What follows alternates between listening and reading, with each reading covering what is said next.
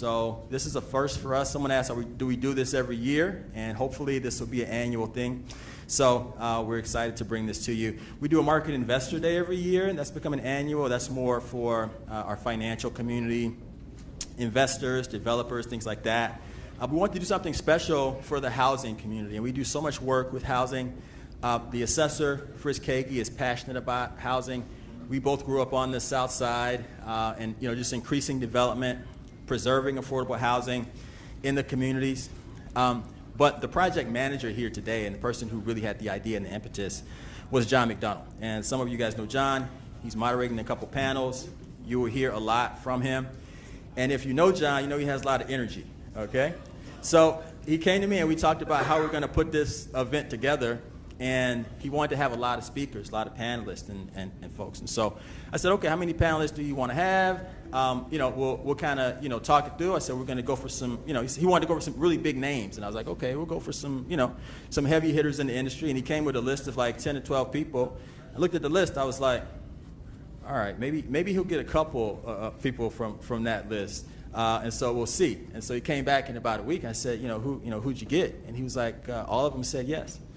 So I was like, wow, okay, we're going to have this Lollapalooza of housing. And, so we got a lot of rock stars here. But we appreciate his leadership, the leadership of the assessor, and all the panelists and everybody who did say yes to join us today. So we are super grateful and excited about some really strong topics. So there's a QR code on your agenda. Hopefully you picked one up. There's some others that are going around. You can scan that for speaker bios. We want to get right into the conversation, so we won't be doing bios and things like that, but you can learn more about the panelists. We are streaming live today on YouTube, so you can send the link to folks. Looks like they're trying to set up a video over there where they'll be able to show the live stream as well. Refreshments are out there. Bathrooms are this way. But without further ado, I'm going to introduce the Cook County Assessor, Fritz Kagi. Thank you, Kelwin. And thank you, everyone. How are we doing today? All right. Glad to see you. And this is our first Neighborhood Housing Forum. It's an event we've been planning for a long time.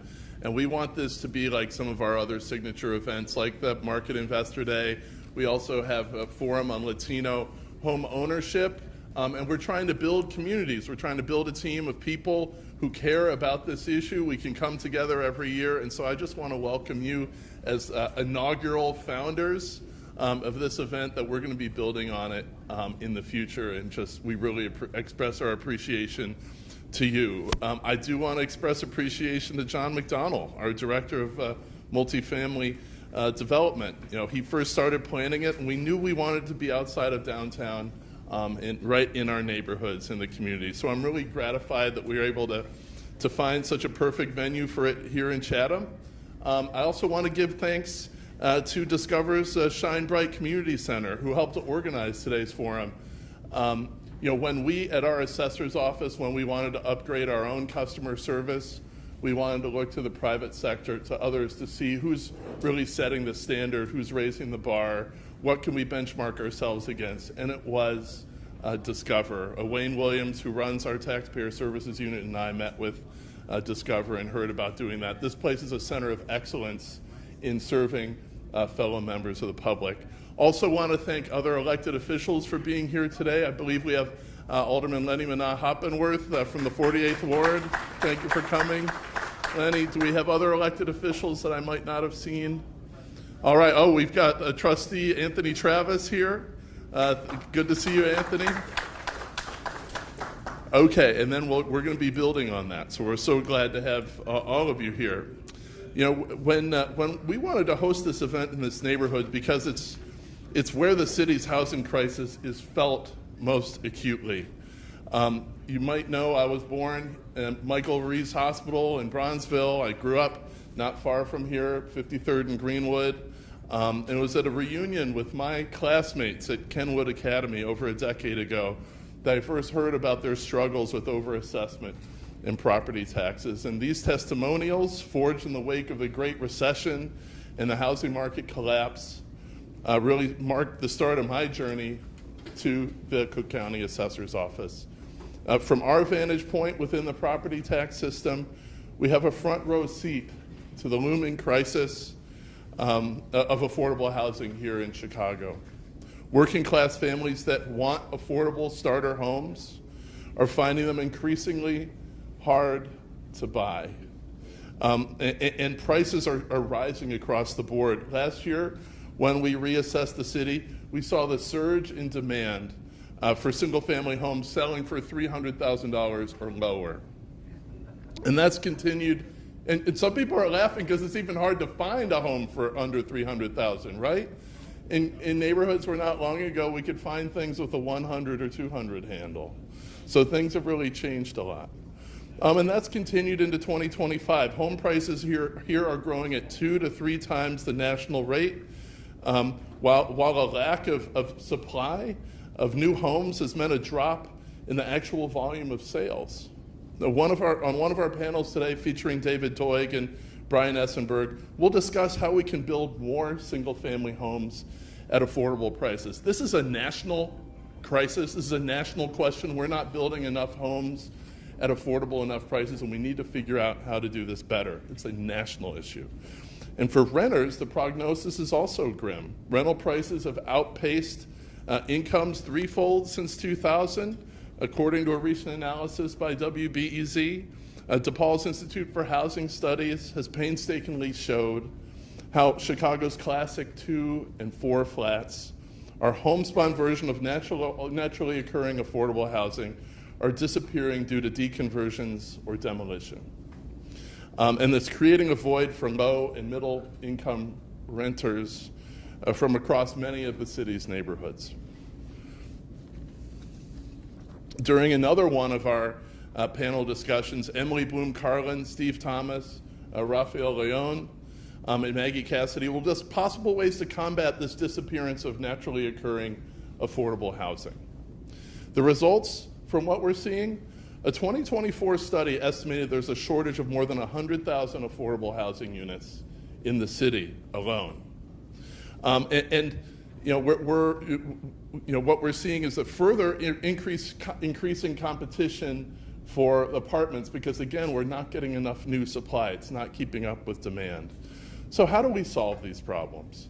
At the Assessor's office, we've tried to do our part through the Affordable Housing Special Assessment Program, which we helped make law with the support of some community partners in attendance today, including the Preservation Compact, the Illinois Housing Council, and the Illinois Housing Development Authority.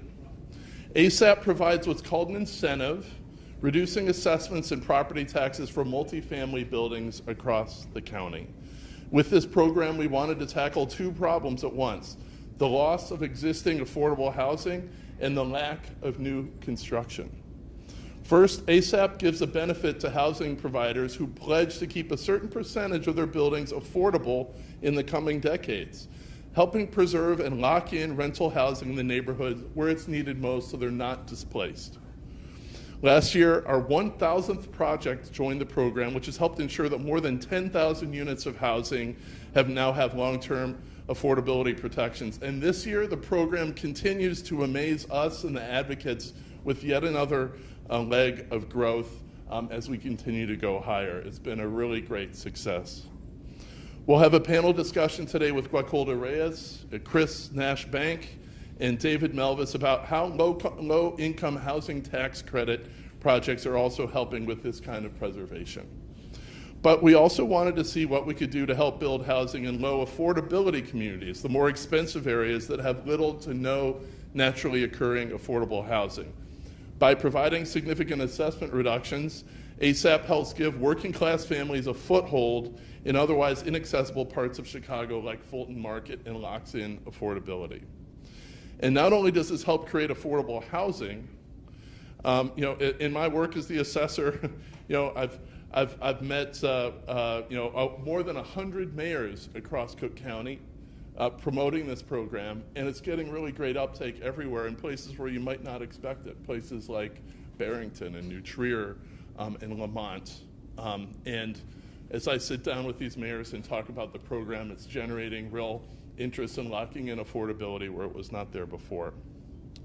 What the program does, it really helps overall grow the tax base and spurs development by promoting better property tax predictability, which is crucial for helping get new projects off the ground in a sector where there's a thin margin between profitable and unprofitable. Our panel on ASAP and low affordability communities will feature Sarah Wick, Riley McChesney, Paul Shadle, and John McDonald. We want to build on our success with ASAP. This spring and summer, making sure that the ASAP incentive is extended by the Illinois legislature has been a priority for us, and I'm happy to announce that the extension and building on it passed this weekend. We didn't get enough property tax legislation passed in Springfield, but this is one of the success stories that came out of this session in Springfield, the extension and expansion of the Affordable Housing Special Assessment Program. It's my hope that this will continue to be a policy tool for many years to come in Chicago and the rest of the county. But we should recognize that it's just one tool in what really ought to be a much larger toolbox. Unfortunately, federal housing policy is going backward. We're losing yardage. The current administration is aiming to cut spending from the Department of Housing and Urban Development by almost half. And that should spur us on to make sure that we're doing everything possible here at our level, finding ways through public and private partnerships, government action, and capital investment to help homeowners and renters safely navigate the affordability crisis. And that's why it's crucial for us to have conversations like the ones that we're having today, where we can hear from a diversity of voices within the housing world, single and multifamily developers, legal experts, nonprofit leaders, community organizers, and connectors. And I know we're going to disagree about some issues, and that's a good thing. We welcome bold ideas, bold visions, and we believe in the value of subjecting those ideas to public scrutiny and deliberation. There's something here for everybody. I look forward to listening, learning, and discussing alongside you all. Welcome to you as founders in our neighborhood housing forum and building on something great in the future. Welcome to the team and our community together, and looking forward to it. Thanks. Kelvin, you want to take it from here? Awesome. Thank you, Fritz. So yeah, let's go ahead and introduce our first panel. Panel 1 is on naturally occurring affordable housing, or NOAA, and they can come to these beautiful chairs here as I introduce their names. Emily Bloom Carlin of MPC, Metropolitan Planning Council. Steve Thomas, 5T Development Partners. Rafael Leon, Chicago Metropolitan Housing Development Corporation. And Maggie Cassidy of the Preservation Compact. Please give them a hand. Emily is going to be the moderator. Is there another mic out there, guys? Yeah, you can just make sure that's turned on. You guys can pass that around. Hello, good morning, everyone.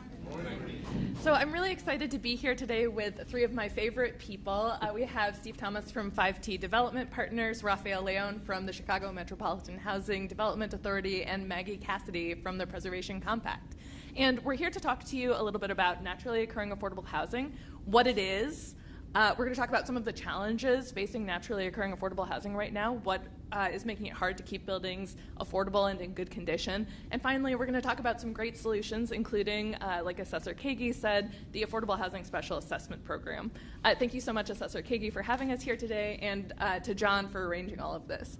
So I want to start at a really high level, which is, what is naturally occurring affordable housing? And I wonder, Rafael, if you could start us off with a brief definition, and then we'll talk through with the other panelists. Is this on? Yeah. Good morning, everybody. Again, my name is Rafael Leon. I'm the CEO of the Chicago Metropolitan Housing Development Corporation, not authority, corporation. Oh, corporate. I'm sorry. Better known as CMHDC. When people ask me to define what NOAA is, I always like to ask the audience, how do you define affordable housing? Because there are two types of affordable housing. Most people think of affordable housing as subsidized housing. But there is another part of affordable housing that people don't talk about it, and it's the non-subsidized affordable housing. Those are the properties that are owned by individuals, property owners, by businesses that have several buildings in the community. They provide affordable housing without receiving any capital subsidies from the government. Those are considered affordable housing Therefore, people started calling it naturally occurring affordable housing. It is a way of providing housing that is very cost efficient in terms of preservation and provides rents that are affordable to members of the community. Thank you, Rafael. And Maggie, I know the Compact just finished a major national study on naturally occurring affordable housing in the 50 largest MSAs in the country. Could you tell us a little bit about what you found and what you learned about NOAA that might have surprised you? Absolutely. Hi, everyone. Good morning. Thank you for having us. So yes, as Emily mentioned, and as Emily is a former Preservation Compact program officer and worked deeply on this project, 2 years ago, the Preservation Compact, which is, I should back up, the Compact is a policy collaborative. We are part of Community Investment Corporation, CIC. We work across sectors and with diverse partners to preserve affordable rental housing. And when I say that, I am talking about NOAA, like we're talking about here today. I'm also talking about the big A affordable government subsidized properties where we work in collaboration with our public agency partners to make sure that buildings stay stable and affordable. So naturally occurring affordable housing, NOAA, it's a term that some people know. Not everyone knows the term. Those who do know it, when they say it, they know what they mean. I can say, oh, well, that's NOAA, and I know what I mean. But somebody in Kansas City or in a rising market here in Chicago or a disinvested market in Chicago, they could say NOAA, they might mean something else. And so what the Preservation Compact did with funding from the Chan Zuckerberg Initiative is set out to do a project breaking up the NOAA monolith. We really wanted to get deep on what is NOAA in different market types and different building types and in the people that it serves. So with the DePaul Institute for Housing Studies, we did a big quantitative analysis looking at market data from, as Emily said, the top 50 metropolitan statistical areas, cities, some might call them, the top 50 cities by population in the country to sort of drill into their markets and say, what's happening here? What's the housing type here? And what are the threats to affordability based on those typologies? And what are tools that may already exist elsewhere in the country that we can sort of bring to bear in these different markets? And of course, the reason why the Compact would be interested in this sort of granular approach is because, as we know, in Chicago, we've got all the market types. We've got rising market types, we have disinvested market types, we have sort of suburban, quieter types. And so it's very important for us as practitioners in Chicago to understand the nuances of this housing type. So we brought it all together in a little website that we call preservenoaa.com. That's preservenoaa.com. Not noaa.com. We maybe should have done that one. It might have been taken. preservenoaa.com, where you can really dig in and look at this. And so I think that being able to zoom out to the national level helps us have the local conversation about, when we talk about NOAA, what are we talking about? Can I expand that for a minute? Of Because course. I was making a presentation a few years back, and I invited a few people who were not familiar with NOAA. At the end of the presentation, they said, "Can you introduce me to NOAA?" They thought that it was somebody. And so, Steve, you've been operating NOAA properties in Chicago for a very long time. Could you talk to us a little bit about your business, about what you've learned about NOAA over the course of your time doing this, and anything that you think folks here should know about what it's like being a NOAA owner-operator? Okay, so what NOAA isn't is what you see on social media. The no money down, the get your property, and next year you have, a mansion here, a ton of cars, things of that nature. What NOAA is you as an individual actually putting down money on properties that are in your neighborhoods or neighborhoods that you want to operate in, and being a good steward to those neighborhoods and that community. And so it's not hard work, but it is meaningful work. It is, you care about the people, you care about the community, And we started out probably about 25 plus years ago. Initially, we were in the restaurant business. Our employees were having issues getting to and from their homes because a lot of them lived in the properties, CHA, and it was just dangerous and things of that nature. And so we wanted to remove that impediment, because if we needed to grow, we needed our employees to grow. And so we ended up partnering with Community Investment Corporation and getting a loan, putting down 20% on a building, rehabbing that building, and then we just started from that point doing another building, just trying to help other people in other communities in order, to just remove impediments in their life so that they could be better individuals. And so therefore, it's about growing one building at a time. You're doing it on a block. You're finding others that are doing it on a block. And again, that's how we stabilize these neighborhoods. But again, it starts with the caring of the individuals that you're serving. Thanks, Steve. So, Raphael, one thing that I often hear when people talk about CMHDC is that you are a nonprofit, but that you operate like a NOAA owner. What does that mean? That means that we don't make any profits. What it means is that it's an organization that is controlled by the IRS regulations for nonprofits, indicating, and our obligation is to provide affordable housing at affordable rents for 80% of median income for 75% of our units. When we got that designation from the IRS, we also got the ability to provide some market rate housing. 25% of our units could be market rate.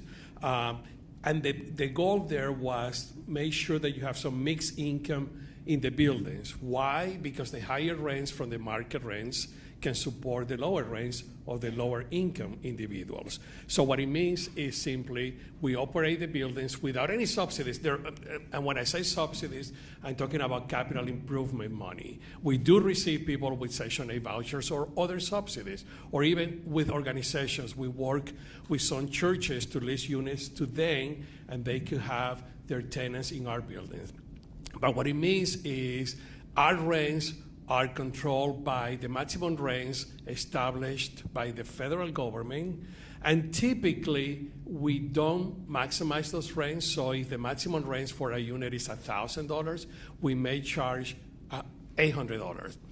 The other thing that we do is that we go into areas that are changing, that are gentrifying, and the reason for that is that as a nonprofit entity, we are obligated to provide low-income housing.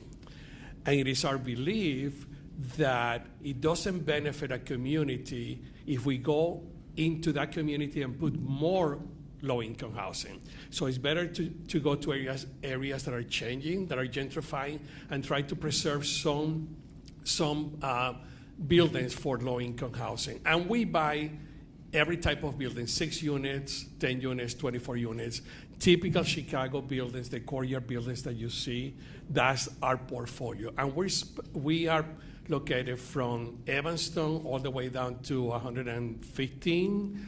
We have properties in Oak Park. We have properties in Cicero. So we're all over the city.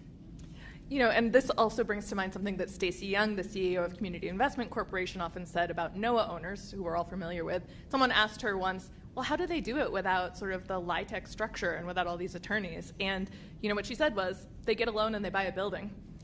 That's exactly the most difficult part, is getting the equity, as Steve said. But I mean, we don't have owners. The organization doesn't have any owners. So we have enough money to provide our own equity. Right now, we're trying to create an equity fund to raise additional capital. So most property owners have their families or partners that contribute money to get the equity. Financing for us is very easy because we have a track record of owning properties. Our portfolio is worth about $100 million. So we have the track record of going to a bank and they will give us a loan. But the most difficult part is the equity. Yeah, that makes sense. So I want to transition into some of the challenges that NOAA properties are facing here in Chicago right now. And I wonder, Steve, if you could start us off with some of the challenges that you're facing, and then let's go around between Raphael and Maggie as well and get the conversation going. Expenses. And I don't know if Mr. Cagle remembers, when he first came to Chicago, he came to speak to the Preservation Compact. And I specifically asked him, I said, what does success look like? And his response was, you will not have to appeal your taxes. And again, stability and expenses are things that we need. Because again, we're making investments today, and it works today. We need to make sure that it works 2, 3, 5, 6 years out. Because again, that's a function of whether or not we succeed. And if we don't succeed, that means our residents don't succeed. And every building that gets lost means that, again, there are more people that need affordable housing. So again, I think expenses right now are a huge issue for us. I don't think people realize that on a typical building, probably 85% of your expenses we have no control over. We have no control over utilities, what the water bill is. We have no control over property taxes and property insurance. Right. So, when you get down to it, it's a very small number that we control. And with that small number, again, we're trying to make repairs. We're trying to keep the buildings up. We're trying to, make sure that the lawns are cut, that the snow is removed. So again, expenses are one of the key things. I would say second is Chicago has been discovered. And when I say that, Chicago used to be a sleepy town. Right now, there's still probably 70% of the buildings that you see are owned by individuals like us in this audience. They're really not corporate owned. But now what we're finding is that there are groups that are raising money like private equity, and they're coming in and they're driving the prices of these buildings up. And with them driving the prices of the buildings up, it's driving rents up. And a lot of those buildings are not really built. The foundation of what they're doing is not built really on providing housing. They're stripping money out, and then these buildings are becoming vacant, which again is increasing the amount of, it's reducing the amount of affordable housing that's available to our residents in our neighborhood. I also just want to say, too, just to piggyback on,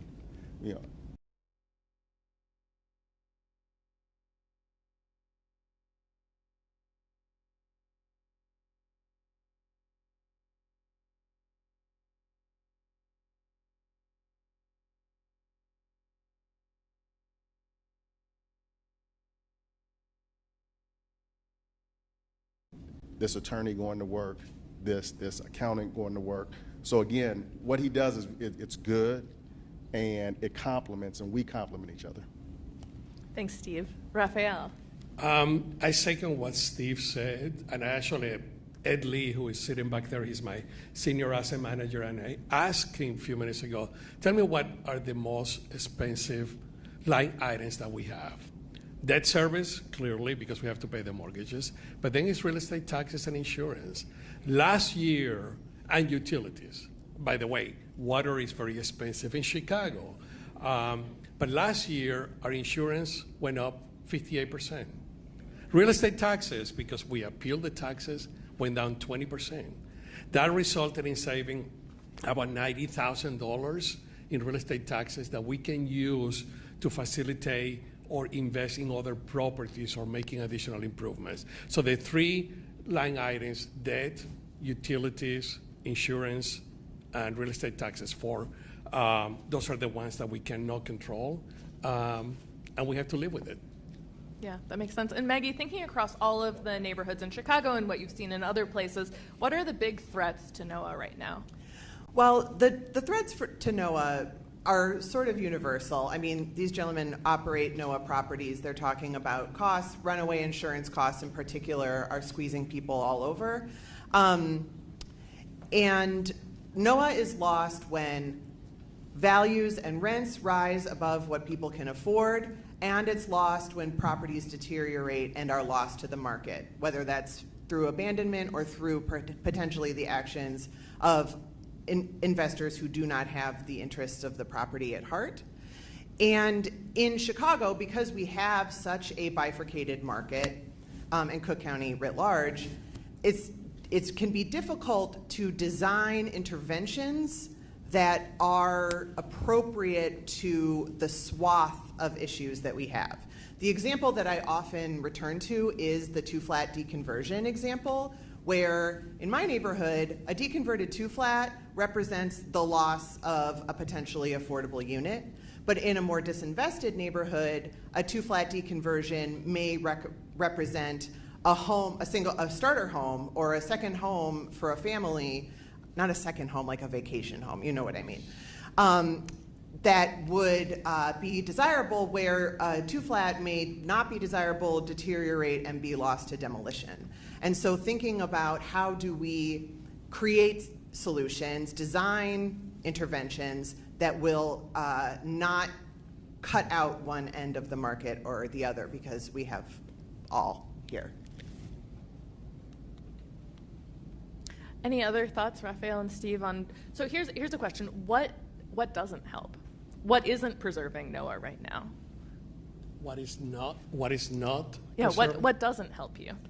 You know, Steve, I think that you mentioned that there's so much money coming from out of town, and these are investors that have plenty of money, and they buy properties without even seeing them.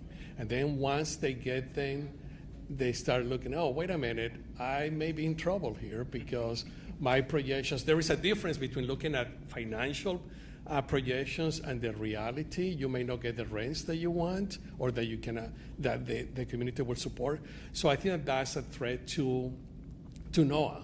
I mean, investors buying this type of billable properties, and there are hundreds of properties. I can tell you that we get listings from brokers, at least 15 or 20 listings every week, and we look at all of them. I shouldn't say all of them, most of them. And we try to pursue those where we think is reasonable because of the location, the sale price, and the potential for appreciation, but also looking at the area. Are we losing affordable housing in those areas? And that becomes critical for us. As I said, we're obligated to provide low-income housing, and it doesn't help a community if I buy a building and it's going to be 75% low income. If I buy a building in, let's say, Lakeview or Evanston, where the incomes are higher, at least we're preserving some. But the lack of money, the investments from out of town, and the lack of money for us in terms of property rather quickly, if we don't have the money to enter into a contract, that's critical. Not having enough money to put down as an equity. I also think the unintended consequences of this flow of money coming in and driving up the prices is that most of those investors are seeking subsidy residents. And so when you start thinking about that and the communities that they're buying in, what that actually does is it forces out the everyday working person who lived there. Because again, those owners are going for an additional $75 a month, $100 a month, versus, again, someone who works as a barista at Starbucks or is working at the local McDonald's or whatnot.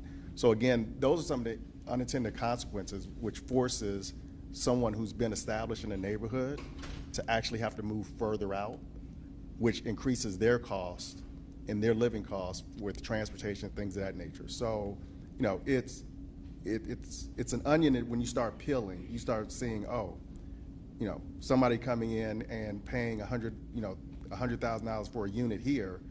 These are some of these consequences that it peels back. And, you know, I think one of the other things that we're hoping that Mr. Kager will help us with is that a lot of these buildings are fraud, and they're being bought under the pretense of fraud. And so I think that when you start looking at things like Better Housing Foundation and the slew of buildings that are on the market now that we know are failing, how does that get recalculated into values in these neighborhoods? Because when they're fraudulently purchased at these high prices, that's what shows that it's sold for. But when you know that it was fraud, how do we figure that out? And so, Maggie, any last thoughts there? But otherwise, I'd love to start transitioning to solutions. There's some really exciting models out there. I wonder if you could start us off by talking about what the compact is, why you have been working on preserving naturally occurring affordable housing, and what your model is. Sure. I want to talk about this fraud thing more, Yes. though, you all. Just to say that, it is really difficult to spot things on the front end, and so when it comes to the bad investors, and then I will get back to Emily's question. When it can be difficult to spot things on the front end, it can be difficult to intervene before damage has been done to the building, and often we're left with sort of building inspection and code enforcement as our only way to identify and intervene on properties that might be part of a fraud scheme of some kind. And, code enforcement works when it works because it relies on owners caring about their building, the safety of their tenants, and their reputation in the community. And if we're talking about people who are coming in from out of town, not even physically, just like sending their money in from out of town, we're talking about people who are not beholden to those motivations. They don't care about the long-term health of the property. They obviously don't care about their tenants, and they don't care about their reputation in the community because they're not part of it. So I just would flag that as food for thought. This is an issue that we have been working on with the compact and at CIC. It impacts our borrowers and our neighborhoods that we care about, and anyone who has sort of thoughts or examples and wants to partner in conversation about this, please find me, because it's a big problem. And me too. Yes, thank you, yes. Okay, so solutions and the Preservation Compact. So as I noted at the top in my introduction, the Compact is a policy collaborative. We've been active for well over 15 years. Creating spaces where diverse partners in the housing ecosystem can come together to collaborate on solutions. And I think that the benefit of being a kind of neutral convener, we have our issues that we care about, but we are not the government. We are not a property owner. We are a place where people can come to share ideas, and that includes folks from the big development community. It includes folks from the Neighborhood Building Owners Association. It includes advocates, and it includes our public agencies. And as a result of this sort of broad-based coalitional approach, we are able to identify more broad solutions that are going to be amenable to the different types of markets, as I was noting earlier. And one such intervention that you all know and love, I hope, is the Affordable Housing Special Assessment Program, which was spearheaded by these people before I joined the compact. So I would like to invite them to talk about what that experience was like. Absolutely. So as Maggie said, Raphael and Steve, you were the co-chairs of the Compact's working group on property tax issues. Can you talk a little bit about what the process was like, why folks came together? I know from my time at the Compact, when you guys came together, everyone was coming up with a different solution, right? The affordable developers had one solution, the NOAA owners had one solution, the SRO owners had a different solution, and the Compact's model being so collaborative meant that they brought sort of everyone to the table. So could you talk a little bit about that process and why it was so important to you to participate? How do I make a long story short? I think that under the auspices of the Preservation Compact, this was an idea that how do we deal with the real estate taxes to preserve affordable housing? And we have several meetings, if I recall correctly. I'm getting older, several meetings. And we decided that the best way to do it was through legislation, state legislation. So there was a group that went and drafted the law to provide affordable housing for new construction and existing buildings, whereby if you invest a certain amount of money, and I think that is $8 or $12, I can't remember what it is, and in exchange you preserve 25% of the units as affordable at 50 or 60% of median income. I don't recall all the details. Then you get a reduction on your real estate taxes.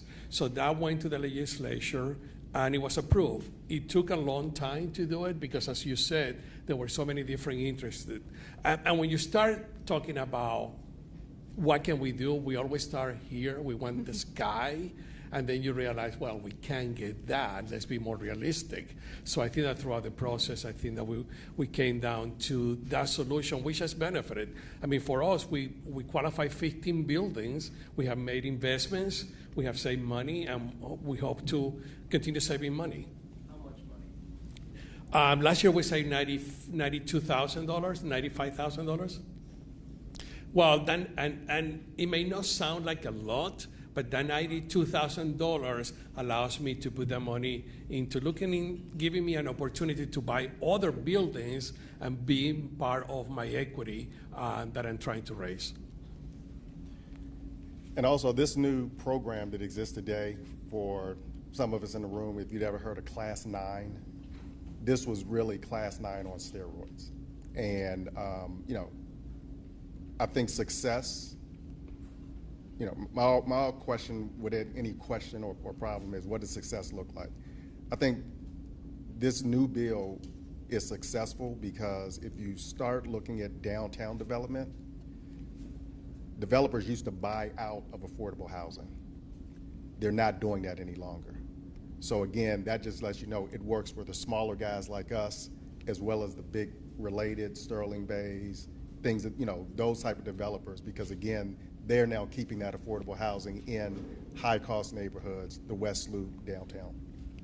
Absolutely. And I would say this even if we were not at an assessor's office event, but I think a real key as someone who worked on this legislation and through the 3 legislative sessions that it took for us to get it across the finish line, a big key element of finally getting it across the finish line was the partnership from the assessor's office. When we talked to folks in Springfield, they asked us over and over again, what does the assessor's office think?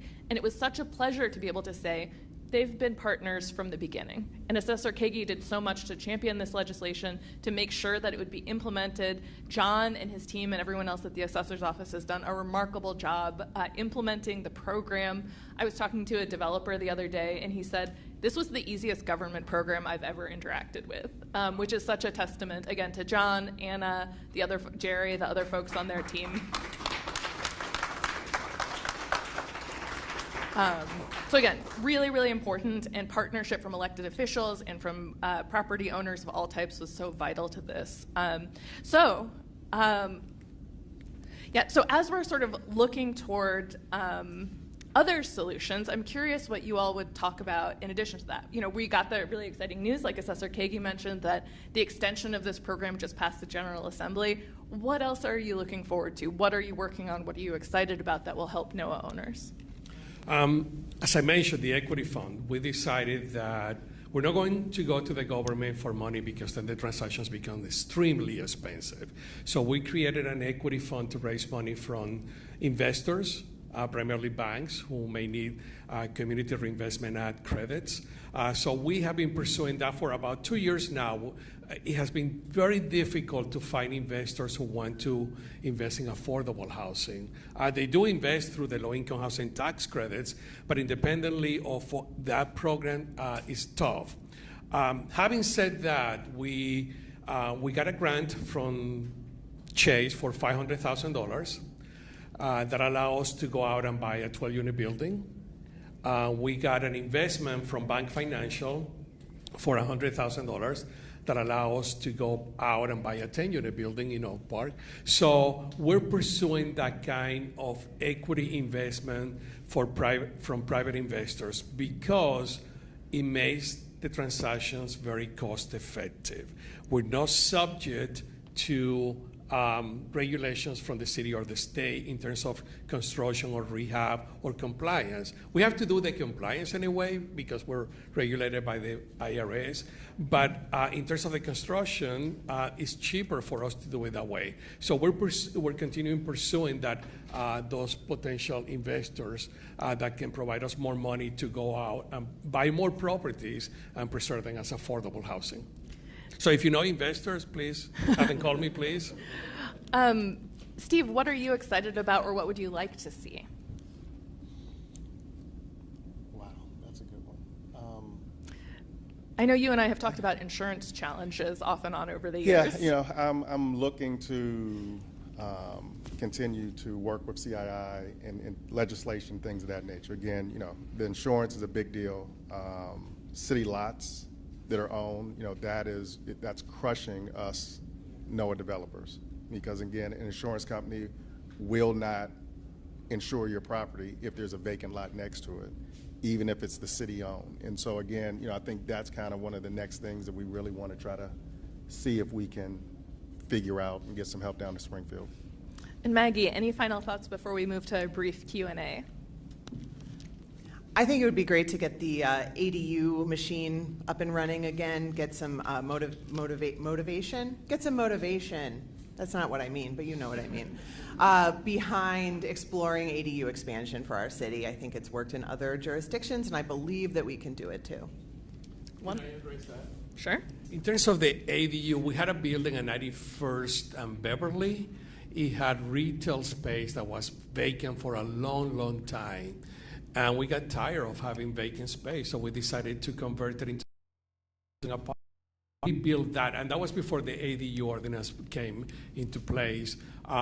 It was expensive, but no more expensive than going out and buying a 7-unit building. So we did that, and those units leased before they were completed because there was so much demand for affordable housing in that area. So that was one of the benefits of ADU. Wonderful. I think we have time for a couple of quick questions. Yeah, I can take the mic around. We've got time for about 3 questions. I'm going to go here first. I saw your hand, but he actually asked me beforehand when you guys first started. So, thank you so much. Hello, everyone. My name is Rashad Siam, advisor, multifamily advisor for the South Side of Chicago, and also a resident, lifelong resident of South Side of Chicago. This panel is really speaking to me, so I'll try to make this question really quick. So, as an advisor for the South Side of Chicago, I actively see the issues with affordable housing and the affordable buildings, rents being through the roof at the moment, and also working with out-of-state investors. So with that, how do I identify individuals like yourself? You're only 2 or 3 or 4 organizations. How do I identify investors like yourself who would be willing to purchase buildings similar to the ones that I'm working on? So throughout the city, there are multiple organizations. There's a Southside Builders Organization, which, again, I was the president and founder with the help of CIC, Northern Trust back in the day. There's GATA, there's NBOA. So there are local builders groups that consist of really the owners that care about the community and are coming together trying to solve the same problem. Tell them what GATA is. So GATA is the Greater Austin Development. See, I only know the South Side one, yeah. But again, it's the same as it. But again, those groups, that's where you want to go. Yeah, and they have monthly meetings, quarterly meetings. That's where you really want to go to find, I want to say, owners, developers that are really about the mission of the neighborhoods that they actually buy in. I would also add that any one of you can do this. I mean, get together with your family and friends and say, hey, let's buy this small building. I do recommend that you start with a smaller building, 6-unit building or 3-unit building, and you can do it yourself. And Maggie, maybe you could talk to us a little bit about the offerings that CIC has for new investors. It's true. CIC is a neighborhood lender, a nonprofit community development financial institution. We have knowledgeable loan officers who understand the neighborhood and the challenges of operating properties at a smaller scale and in our CIC communities on the south and west side. So that is also a great resource. And we have property management training. I can't believe I almost forgot to say property management training. It is so important to know what you're getting into and so difficult to know what you're getting into. But CIC offers property management training throughout the year where you can come and meet other people who are interested in investing, as well as hear from experts about the ups and downs and ins and outs of owning smaller properties. okay, Anthony. Thank you. My name is Anthony Travis, the tax doctor.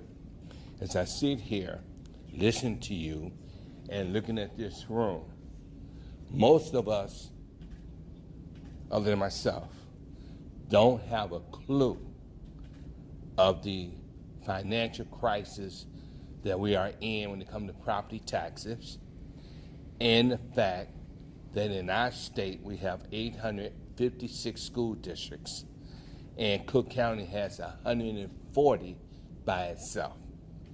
The other crisis, as you just touched upon, is the insurance. When I got my property, I was paying $300-something a year for insurance. Now I'm up to $1,200, almost $1,300 a year in insurance. I did. And I was put in a situation where when I shopped around, I was better off where I was, okay? Now, Florida, I will. In Florida. I'm going to ask you to make it a question, okay? Make it a question. In Florida, how can we understand that homeowners insurance has now hit $6,000 a year? Is that headed our way? Yeah, so the challenge is, I mean, and I'm not the most knowledgeable about this, so take me with a grain of salt, and if someone is more knowledgeable, they should pipe up. You know, insurance companies are regulated state by state, but they're national corporations, and so Florida might be through the roof, or there might be operators exiting Florida because they don't want to deal with it, and those costs have to be made up somewhere. And that's how states like Illinois and other, you know, more weather-neutral jurisdictions end up feeling the brunt. I think there's other issues as well that seem to be bubbling up in terms of affordable properties and how those are being treated by insurance companies, and it's definitely something that we're looking at. It's sort of early days, but there's a lot of attention on this matter, and I think that there will be hopefully some movement in Springfield to kind of dig into where those issues are and maybe prove some of these theories as a first step. I would also add that we may be paying the consequences for natural disasters in other states. Look at California, Texas, North Carolina, Florida. All their insurance, I own some property in Florida, and it's very difficult to find private insurance in Florida. And to end on a good note, the insurance thing is cyclical. And so, again, a lot of insurance companies get beat up, they've gotten beat up, they raise their prices, but you know, there's always somebody who thinks they're smarter, and eventually they will come into the market, you'll see a little dip. So it's cyclical. And to end on, are there more questions, or should we? There's one more up front. Okay. Hey, how you guys doing? First, thank you guys for really having us on the South Side. I really appreciate that. This is really dope. I just got a question. So I just, with like certain neighborhoods being hot, like with the microelectronics park coming, the Obama Center, and then like the red line extensions make some neighborhoods like really like hot neighborhoods. So I was just wondering, like, what's going to happen when that cools? Is there something in place for affordable homes when that's no longer the case? So after everything's established and you know, everything's done, I guess, and everything's like built, like we're always going to need more affordable housing. So what's being placed for that to actually happen, I guess is what I'm saying. I don't know what's going to happen. I mean, if I knew, I would tell you.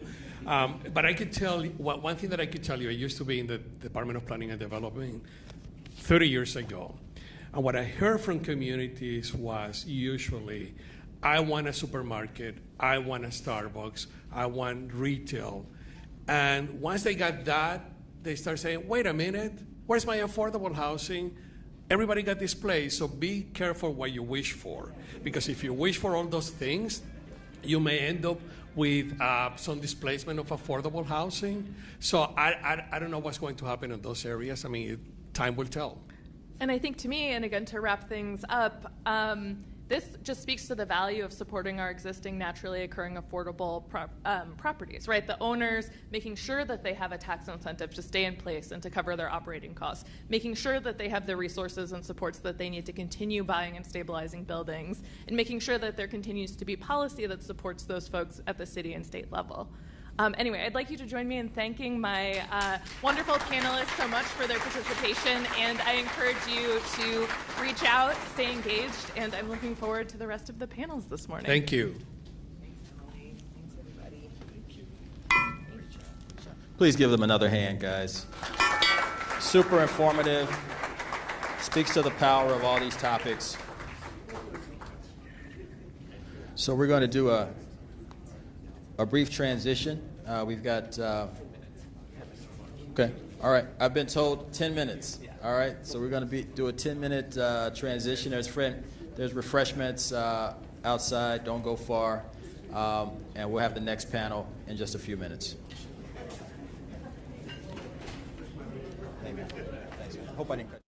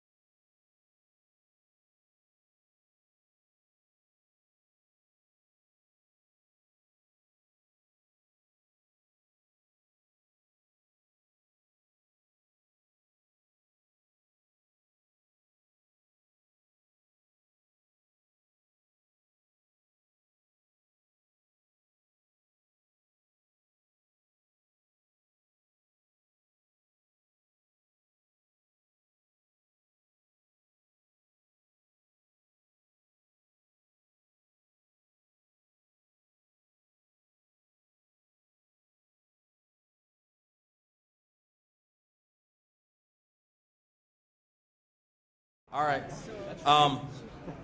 So thanks again, everyone, for your patience. Where do you want us? This next panel is about low-income housing tax credit development. We have Wakolda Reyes from the Resurrection Project. Hey, Dave. No Chris comments Nash during- from Bank of America Community Development. David Mevis.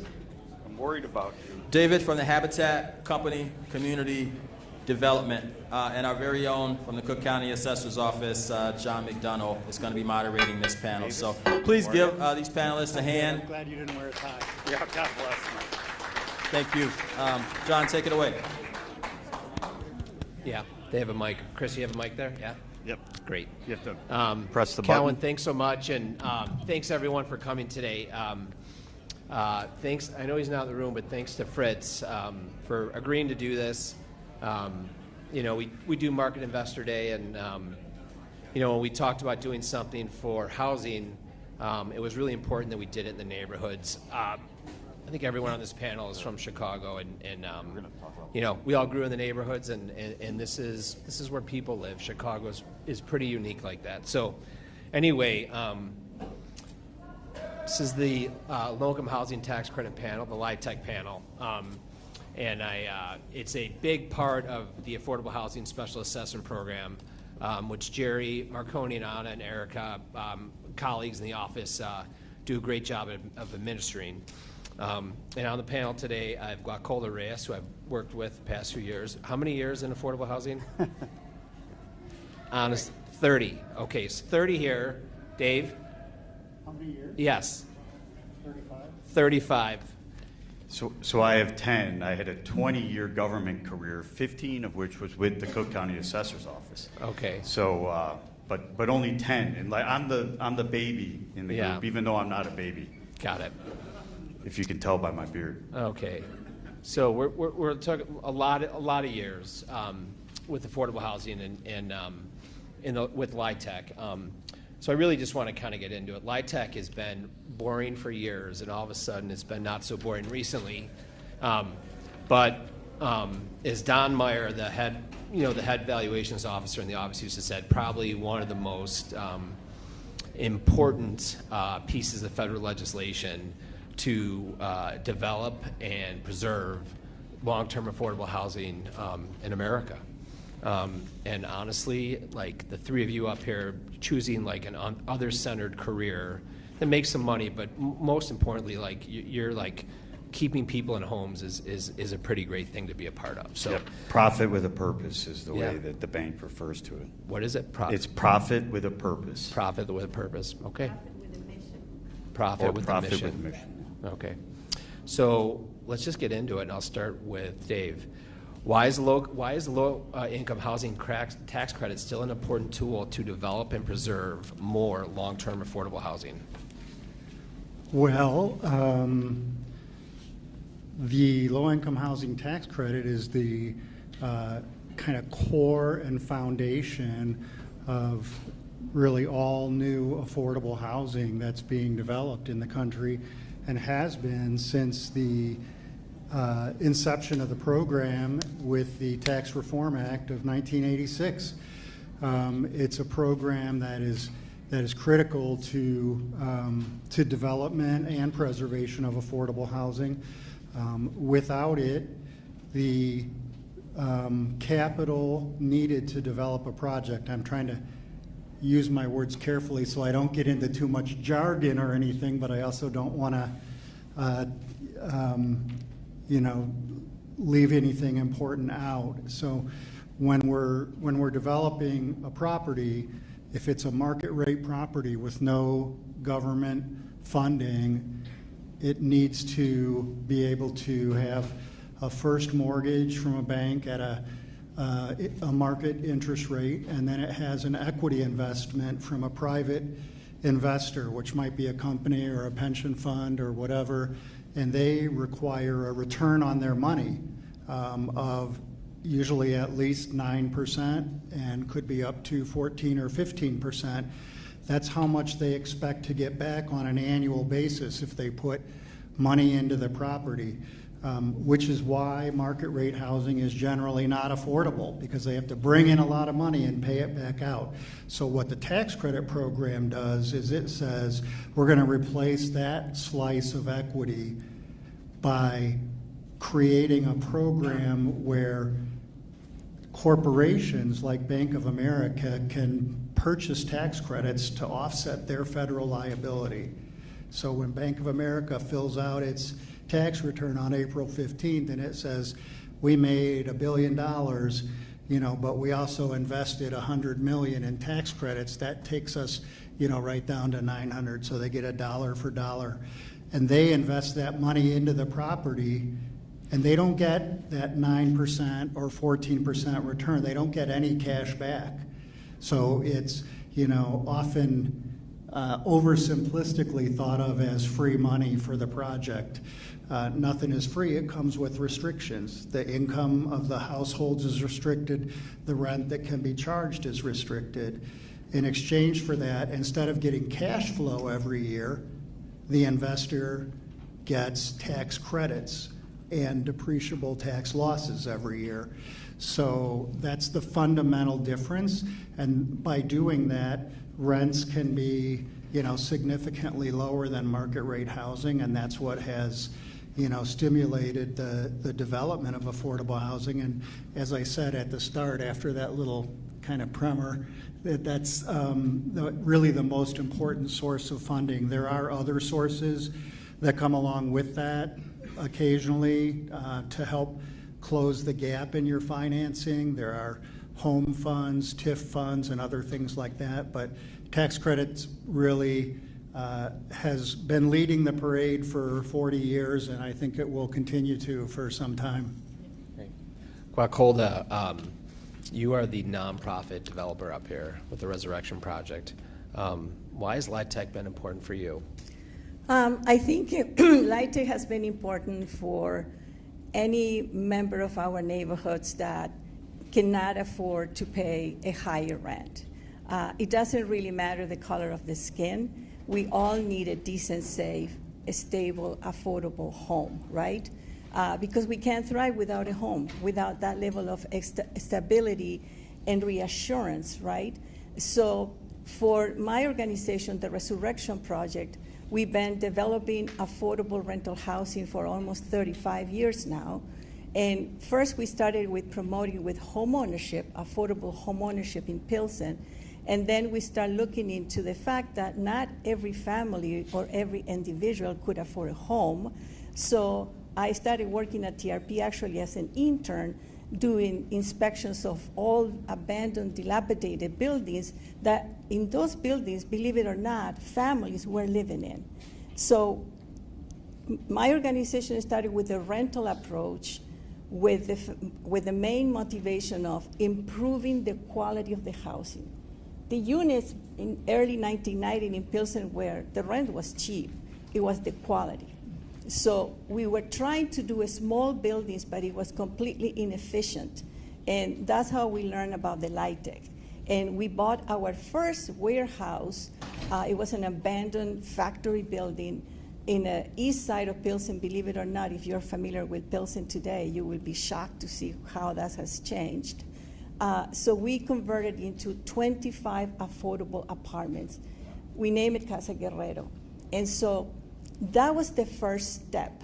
And from there we said, okay, instead of killing I don't know how many cell brains, because all these processes are very complicated, we are going to try to go after the big buildings. And in that community, we didn't have the kind of buildings that Rafael described earlier, those walk-up big buildings with 80 units. We had factories, because a lot of the factories have left and they were vacant buildings. So we took care of a liability in the community and we transformed it into beautiful, affordable rental apartments for the families. So that's how we started with that first 25-unit building. It has taken us quite some time, non-for-profit with a mission. So 30 years later, I think we have around 800 units, sprinkled in Pilsen, Little Village, back of the yards. But it is the tool that truly allow us to have pretty simple, decent, safe housing at a cheap rent, and people can understand that. We just closed a project that's going to be the largest in Pilsen, 100% affordable. So I would like to expect more than 35% tax reduction, okay? And this is going to be completed in late 26, early 27. The cheapest one-bedroom apartment is going to be $551.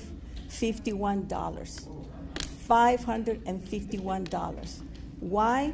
Because now, if you look at Pilsen, it went to the other stream, from being completely disinvested to extremely invested, and there's a lot of private equity coming into the neighborhood, which means that now we don't have a Starbucks, but we do have great coffee places, but the families, the individuals, sometimes cannot benefit from that beautiful restaurants of coffee places or bookstores because the rent, they no longer can afford the rent. An important data for you to remember, Pilsen has lost from 2010 to 2024 almost 80% of units that were in the hands of long-term tenants. Because the rents are increasing, the quality of the house is improving. It's not the same problem as 35 years ago, but the rents have skyrocketed. Studios is $1,200 today in Pilsen. So this is why, even today, you can say, why you're still doing it? You started 30 years ago. You should be done by now. No. Why?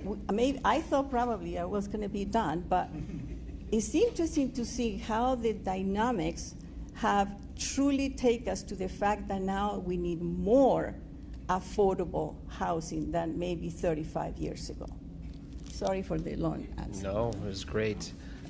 Saving Chris, the banker, for last, because everyone can kind of, cast their aspersions on Chris. But having worked with you in the office, watching your growth, going from the county to the city, and then into LIHTC, it's been quite a journey. Yep.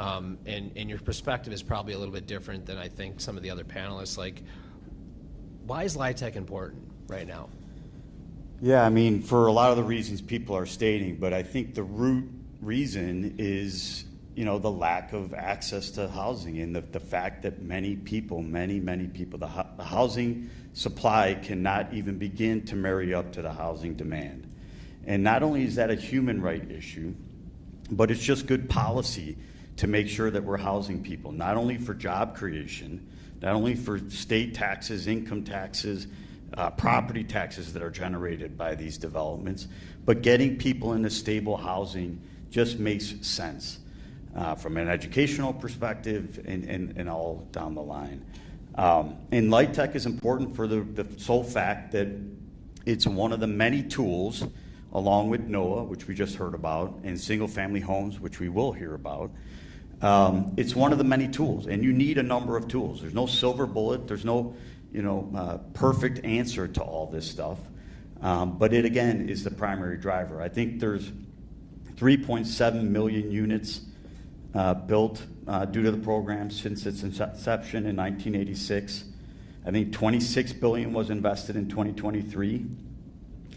So these are, and that's just from the investor community. That's not, public agency dollars. It's a terrific public-private partnership.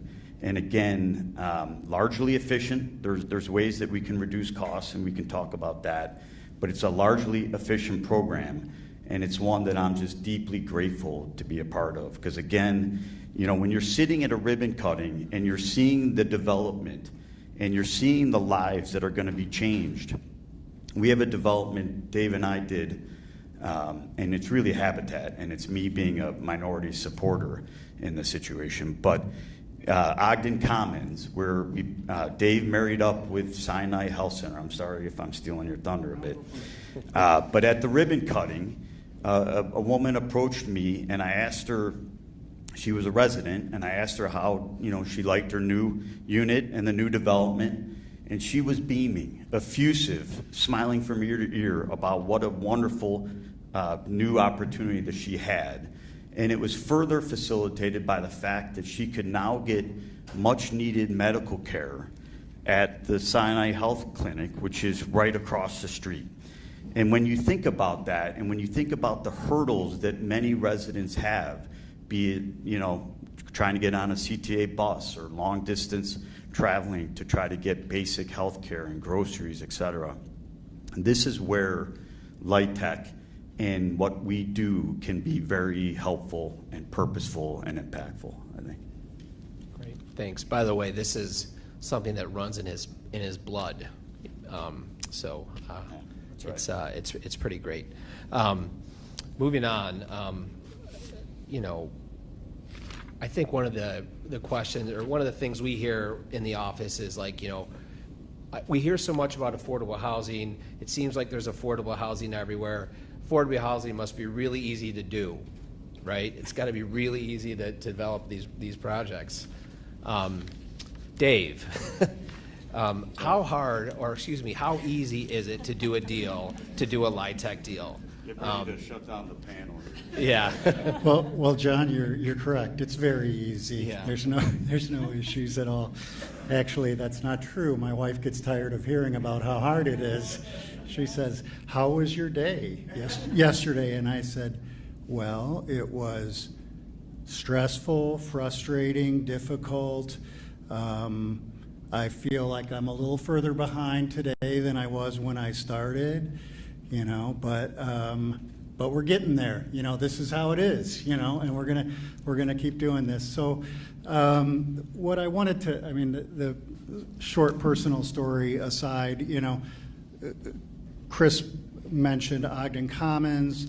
I have the privilege at the Habitat Company of working for a for-profit developer with capacity and human capital centers of excellence inside the company to be able to take on large, complex, multi-phase projects that are really transformative to the neighborhoods in which we operate. And one of the things that I'm spending most of my time on right now is the redevelopment of the LeClaire Courts public housing site on Cicero Avenue at 45th Street, which is, if you're heading from, you know, down towards Midway Airport and you've just gotten off of 55, there, you know, 15 years ago there was a low-rise public housing community there that has since been raised, and now it's just this grassy area you drive by. It's bucolic, you know, it's park-like, and you're like, oh, what's going on here? Well, this is how long it takes. So the CHA, you know, raised that development 15 years ago, and the community is upset because the people were wanting to move back into the replacement housing, but we don't have a shovel in the ground yet on that housing. I started working on it about 5 years ago, and we are hoping to get a shovel in the ground this year. We have, and I don't say this to draw any sympathy from anybody, but we have spent well over $1 million getting that project ready for construction. We don't have our final approvals from the state or the city. We're working to go to city council this month, but we don't have a certainty or an assurance that that deal is even going to close, is even going to happen.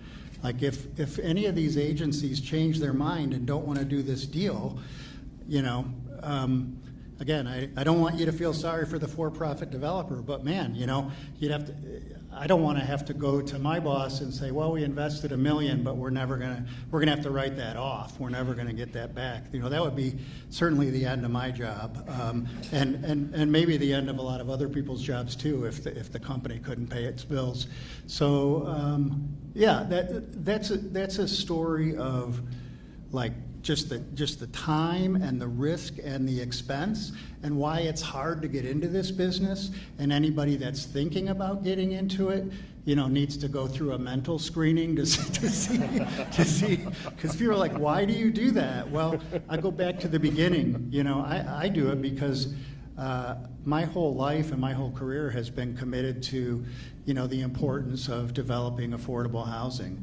I mean, I will be on a bond call with attorneys and bond underwriters from New York and other places, and I'm always the one that kind of shakes it up a little bit when it's a very dry call, and I'll try to remind people what we're doing and how important speed is, and if we just push things off another month because it feels like no big deal, well, that's another month where a struggling parent has to figure out how they're going to pay the rent and how their kids are going to get their homework done and be safe and warm and dry, and that's why we're doing this. And I usually don't get much of a response from that, but it is a good reminder that it's more than just a job.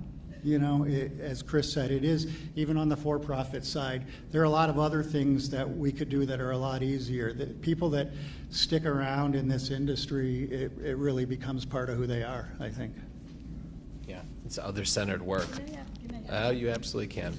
I just want to add that money is money. So if for-profit loses money, you bet the non-for-profit loses money.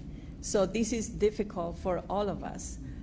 My organization has lost significant amount of monies in projects that we have started. We have paid significant money for what is called pre-development, and it never gets to fruition.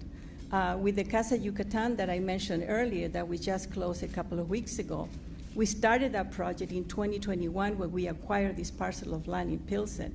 We took a huge risk because we had to change the zoning, we had to go through a lot of things before to say, okay, now we can look at having an application. So I just want to say that it's challenging for all of us, and money is the same for all of us, because the money that my organization loses is money that I don't have to hire another person, right? And I think that that is very, very important, because we need more housing, as I said earlier, than 30 years ago. But at the end, I know that there's a lot of negatives with the LIHTC project, but at the end of the day, I feel that this is a tool that has given us the opportunity to build all those decent homes, right? There are a lot of things that could be changed, and I'm looking at David because I know he has a lot of ideas about that. A lot of things that could be changed. That David. Yeah, that David Doyd. And so, but because we get monies coming from the government at different levels, they are a requirement. There's no free lunch. I learned that in this country many years ago. There's no free lunch. So we have to go through architectural requirements. We go through 2 or 3 building department revisions, because we go through the City of Chicago Building Department, and we go through the group of architects that are at the housing department of the city, and the same with the Illinois Housing Development Authority, because now you need to get money from all of those agencies to get these projects done. So at the end, how many set of eyes look at our drawings? I don't know, but a lot. And they're adding. Nobody's subtracting. So a market rate developer only goes to the building department, right? That's it.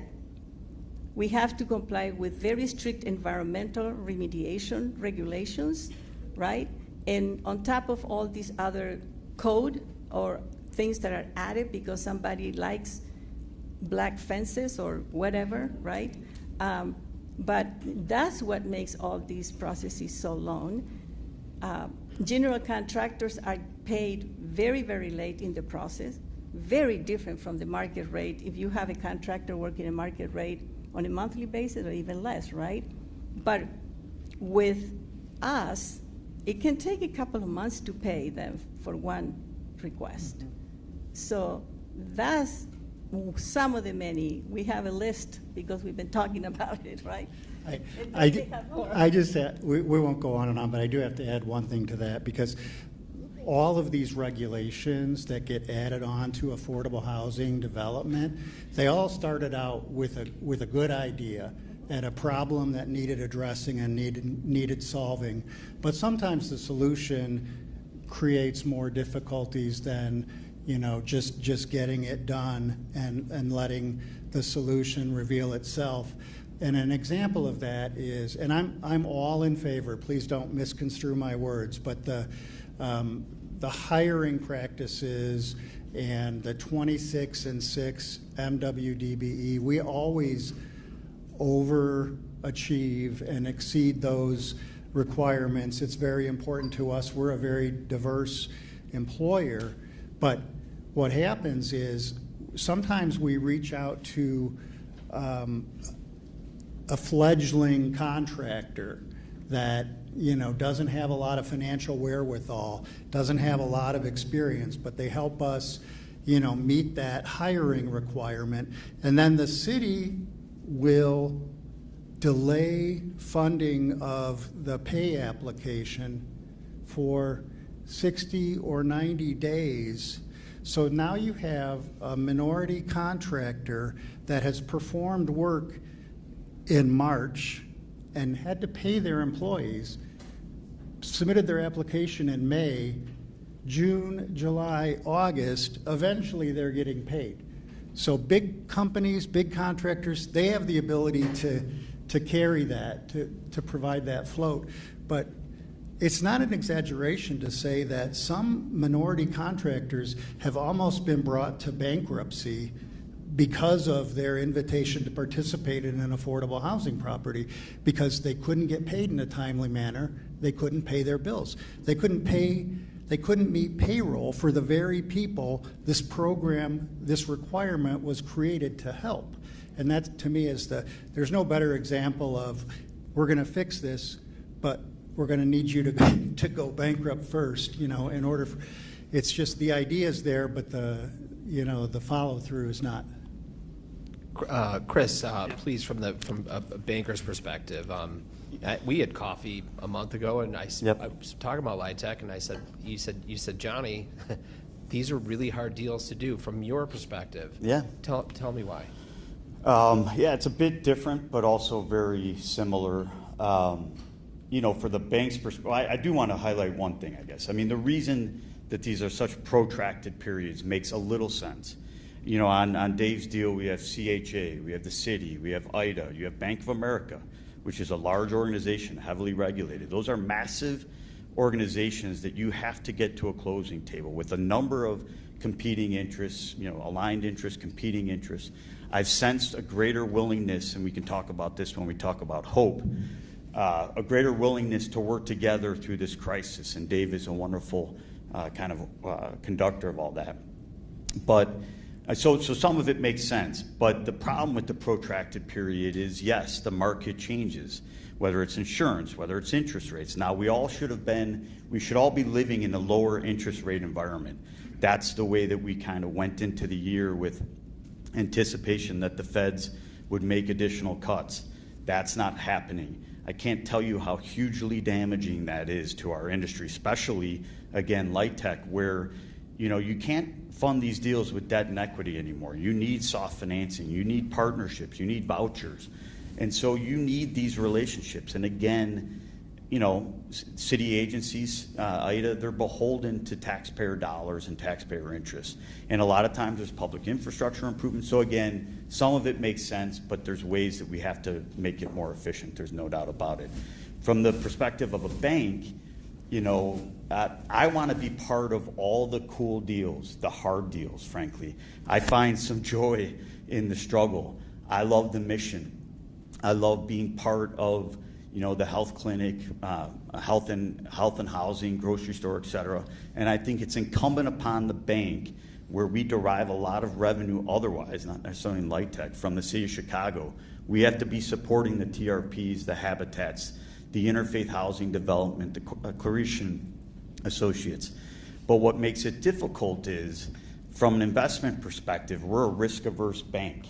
We don't want to invest in low balance sheets. We don't want to invest in inexperience. We don't want to invest in deals that aren't structurally sound, that have enough sources. And so for me, the struggle is getting those deals through our credit and risk groups. And making sure that I can explain what the mitigants are as to why we should invest. And really, the greatest mitigant that anybody needs to point to is the foreclosure rate of low-income housing tax credit properties is less than 1%. And so that should drive efficiencies, if nowhere else. I mean, the reality is we underwrite these things to the tilt, and there's ways that we can probably rely on others to do a review rather than everybody doing a review. But from the bank's perspective, in my value to my clients, I lean in every day to try to make this huge bank smaller.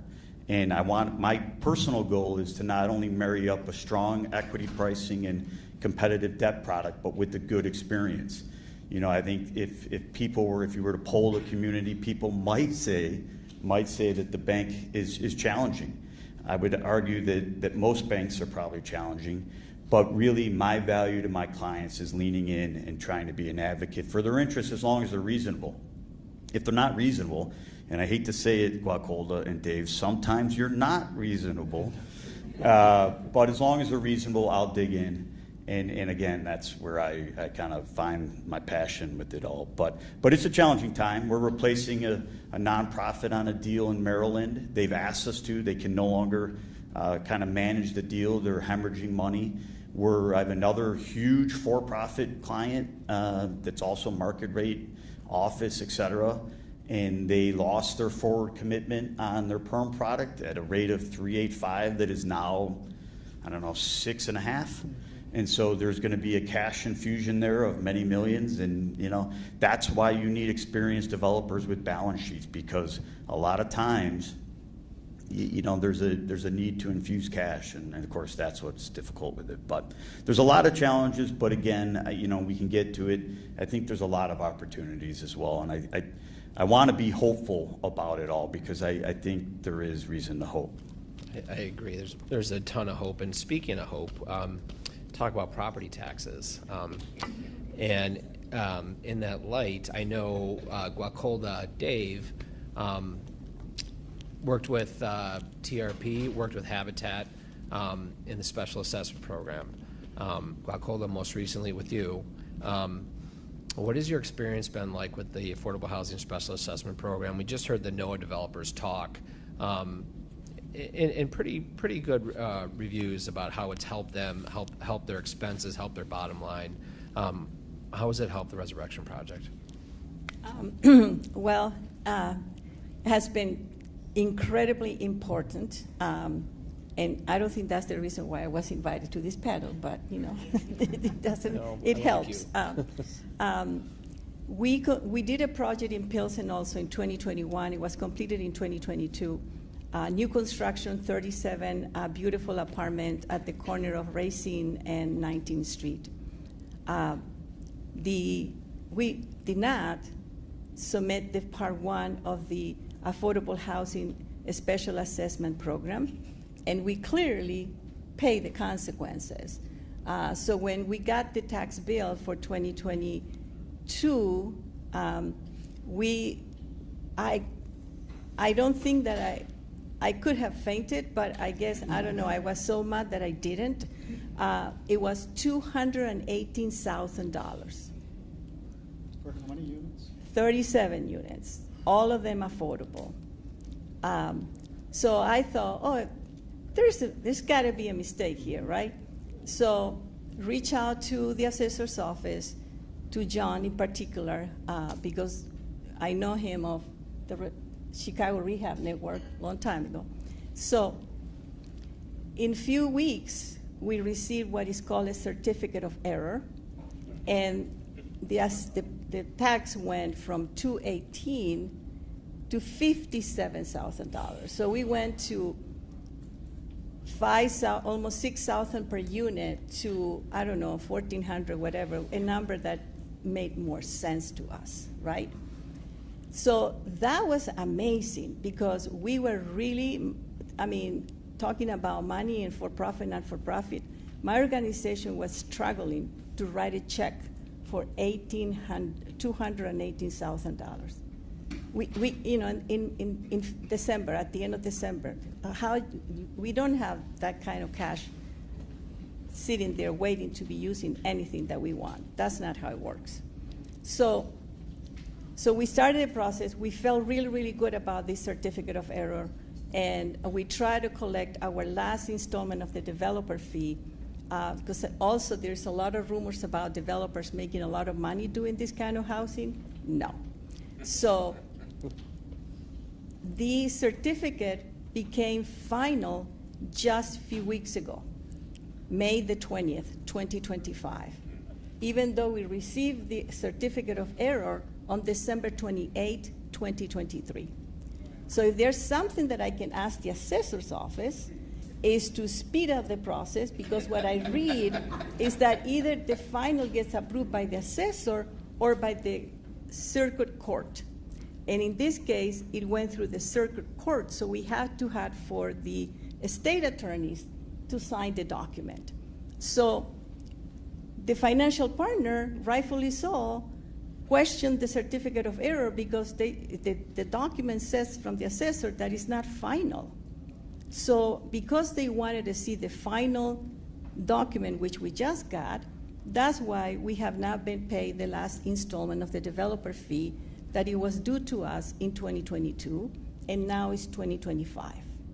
So that was a kind of really bad story, kind of with a good ending. We will see. Now, with Casa Yucatan, because we learned the lesson, like make a mistake twice, okay, that's a big problem. We apply. It was a requirement, and we were so aware that even if it was not been a requirement from one of the financial partners, we would have applied to the part one of the application. And I have to say that John and Anna were really amazing. The application was very smooth from the computer, no troubles at all. So if anybody's doing these big buildings, you know, light tech or not light tech, especially if you're doing 100% affordable, new construction or significant renovation, you have to apply. Because this is, we will see, I don't know, next year I will be invited and I will tell you how the bill is going to be, but I think that it's going to make a big difference that from the beginning we get the reduction. And I will request, though, that we explore further the possibility of increasing the reduction in taxes, which I believe now is 35%. It should be 50% of the reduction when you are providing 100% of the units affordable at 60% and below. Dave and Chris, just to kind of piggyback on this idea of costs to do these deals, expense. Like, what are you seeing besides property tax, but like in general, you know, what are the rising costs of doing LIHTC that have you found ways to work around? You know, insurance, you know, development fees, construction costs. You know, what are some solutions?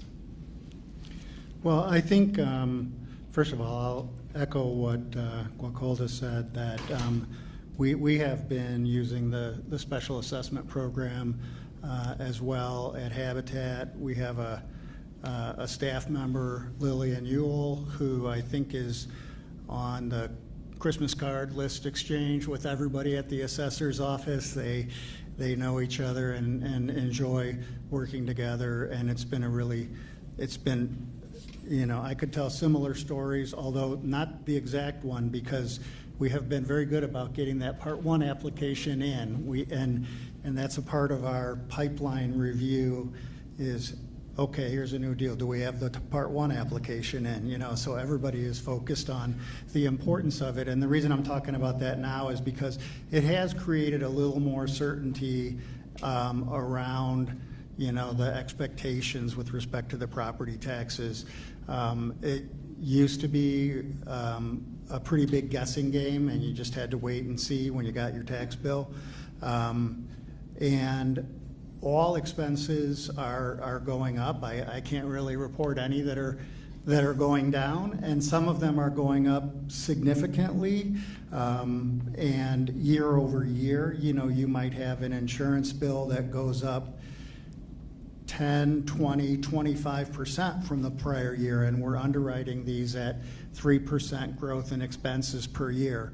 And that's a big bill to begin with, and so then to have that go up by that amount, we're fortunate, as I mentioned earlier, about the staff we have in-house. We have a risk analyst in-house who her full-time job every day is working on our insurance policies and getting the absolute best, policies that we can get. And she does a really good job at that. And if we get something that comes back with a significant jump, she'll be getting other quotes or, working with that carrier to make sure they understand the project and, getting a better rate. The other thing I would say I would touch on is just there's been a lot of shocks to the system that our friends in the government agencies have had to absorb as well, and sometimes it takes a little while for them to catch up, and they're used to seeing operating expenses in a certain range. And, through COVID and again, with the inflation that we've experienced the last years with rising interest rates, everything is sort of moving against us.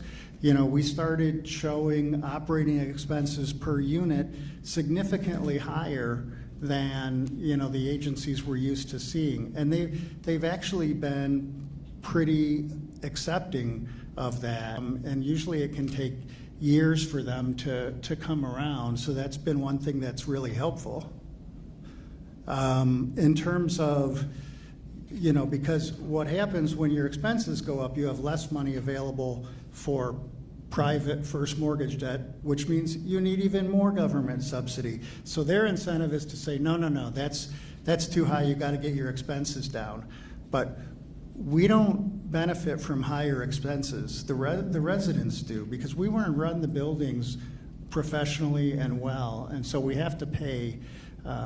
We can't cut corners, and the residents are the ones ultimately that would feel the pain if we did that.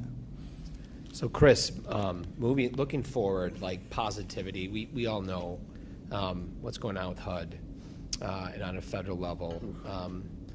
Do I get the HUD question? No, you're not. You're not getting the HUD question. Jesus. Well, you're getting the question of, what do you what do you feel good about? Like right now with LIHTC, like what do you feel good about? And also, well, I'm pro Chicago in a big way. Yeah. Grew up here. You did. Well, like what are you feeling great? I just think locally there's a lot of opportunity here still. Yeah, I mean, listen, like I said, I spent 15 years in government. City is well positioned. We have 2 major airports, many cultural institutions, a lakefront, railroad system, mass transit. There's a lot, climate resistant. I think we're one of the greater climate resistant areas. This is a terrific city. We need better sports teams, no doubt about it. But it's a terrific city. And so here are the opportunities that I think. I mean, one is partnership with the assessor's office. There's a lot of frustration, there's a decent amount of frustration at times within our space with government entities. I don't hear that when this assessor's office is brought up. And I think it can't be understated the positive driver that you all can present to the community and to developers. And Johnny, I look at you, specifically, and obviously Assessor Kagi and Kelwin and your whole team. It's a terrific benefit that I think you're bringing. We had a deal that I just closed in South Chicago with Interfaith and Claretian, and we got, every dollar was important, every dollar was critical. I mean, again, these deals are all pretty thin. And Holland and Hicks, a law firm in Chicago, a terrific law firm, was able to find an exemption for interfaith that allowed us to upsize the Fannie Perm. And so, there's a lot of partners, there's a lot of bright minds in this room, not necessarily on this panel, but there's a lot of people that are all working to try to find a solution. So here are some other positives. We have the build out. So the reality is vouchers, I think, are in question. HUD, soft dollars, CDBG, home dollars are a bit in question. The city of Chicago doesn't have a ton of soft funds. I know the primary vehicle is TIF, which is a heavily competitive source. IDA doesn't have a ton of funds. They're going to get some housing trust fund dollars. But the good thing is there's more credits. The Affordable Housing Care Improvement Act that's before U.S. Congress, there's no more bipartisanly supported bill that I think existed, has ever existed maybe, but definitely last year. Nobody is immune to the housing challenges, whether you're Republican, Democrat, rural, city, everybody's impacted by it. And so everybody, I think, feels the heat and the pressure to deliver for their constituents. So that's positive. We have a Build Illinois state tax credit that we're trying to get passed, along with the donation tax credit. We need to pass that. We're a Democratic state, Democratic legislature. We need to do that tomorrow. We have a terrific advocacy group, Illinois Housing Council. I don't know if anybody knows them who are in the room, but Allison Clements and her team, I don't think we could ask for better partners. And it's hard to understate how valuable they are for, focusing the conversation, getting the right momentum and the right support. And then again, Preservation Compact, which I'm on their leadership team, CIC, all the different entities. But so I think, and again, everybody wants this to be easy. We all want easier days.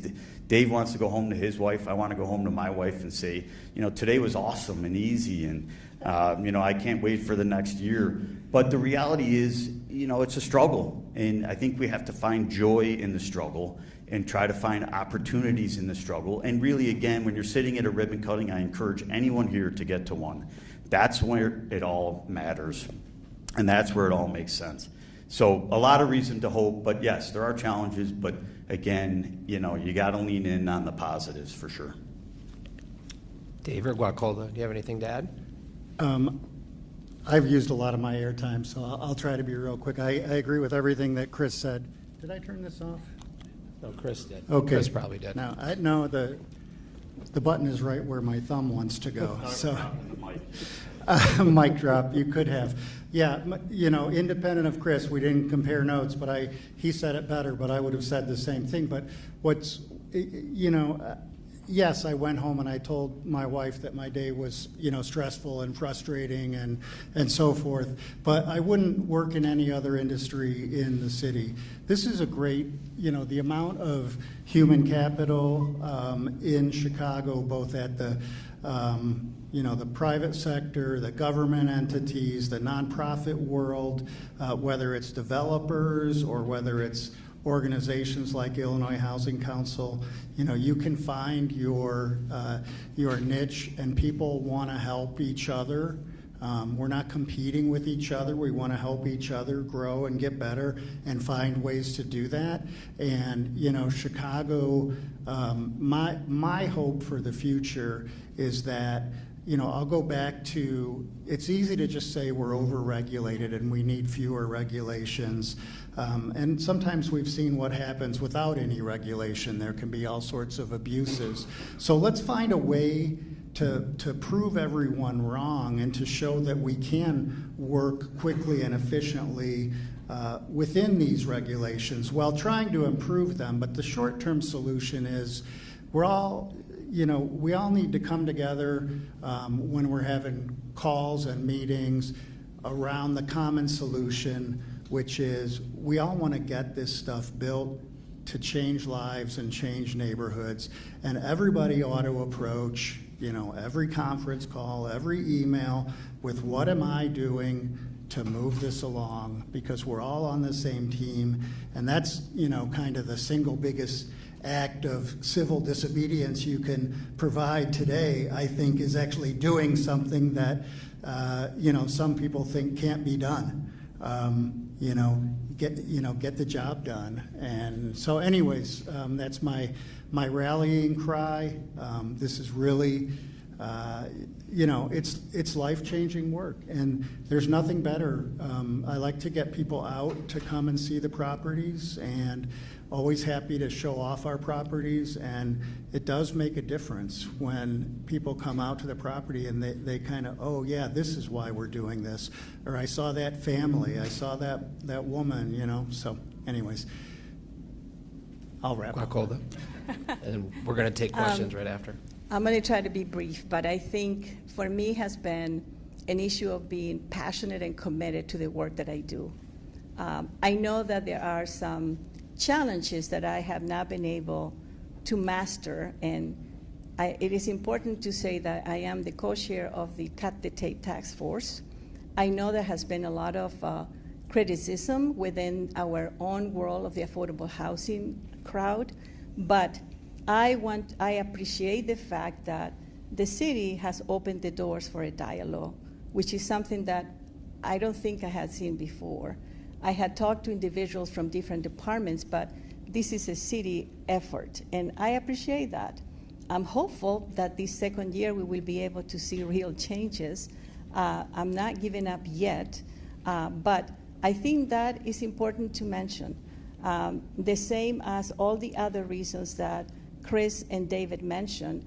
At the end of the day, for me, and I'm happy to hear this too, that it doesn't really matter if we are a for-profit or a non-for-profit.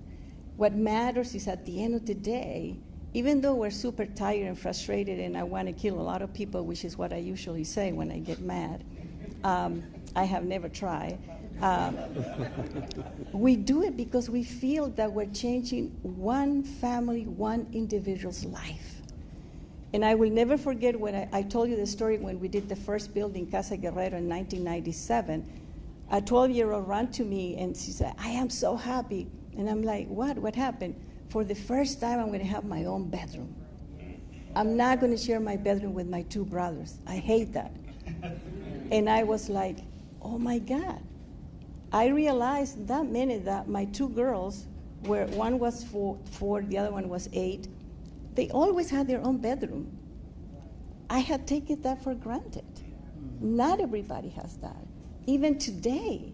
And so I don't think that I will, probably when I die, I will lose this kind of energy. But that's what I think when I am on those very dense, complicated bond calls. By the way, Yucatan was a twinning, so I don't know if I ever want to do one because they're a nightmare.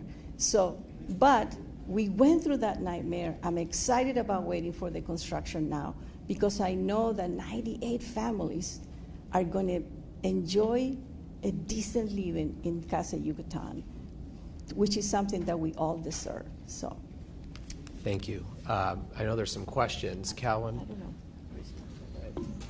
Dave? Okay, I'm going to try to get some new people we haven't heard from. Thanks, Kelvin. So, Dave, you touched on this in terms of operating expenses kind of going up, and I would say probably for the last maybe 10 or 15 years, the city and the state have really been focusing on sustainability and making sure that these buildings are as, like I think there was one that was announced last week that's actually going to be carbon neutral. And so I know that adds a lot in terms of costs. I'm just wondering, if 20% or 25% of your operating expenses are utilities, is that one area where you're actually seeing it trend down because of some of this energy efficiency and sustainability initiatives? If it's not, then I guess the question is why do we want sustainability? So, sorry. No, it's okay. I can't say that we're seeing them trend down. I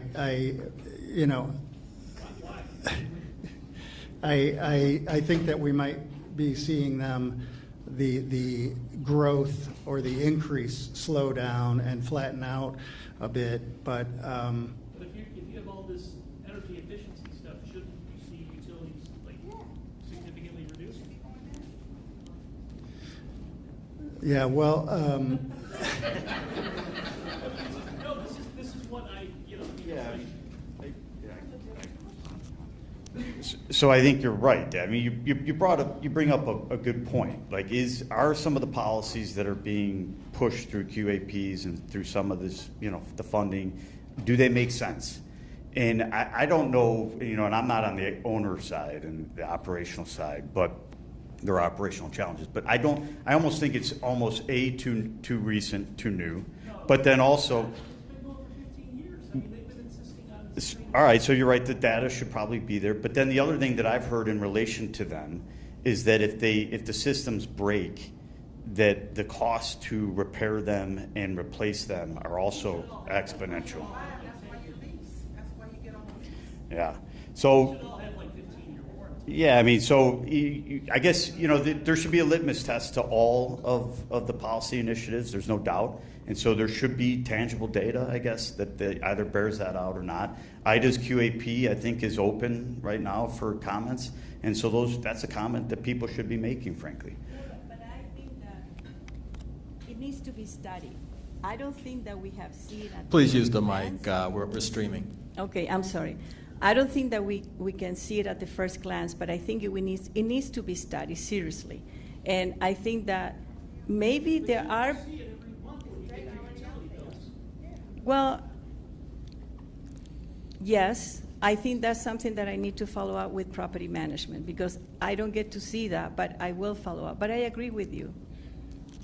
I mean, David, the other thought, I mean, you said yourself, we've been doing this for a long time, so why would I see an increase or a decrease from what I've been doing? What we're seeing is the stabilized effect of these energy efficient systems. They could be worse, they could be increasing more rapidly, but what the standard that we're building to is what we've been building to for the last 5 years. So I'm not going to see a decrease in this building from that because we were already doing it. No, I'm just wondering if the cost savings is mitigated by rate increases. I mean, Steve probably has it.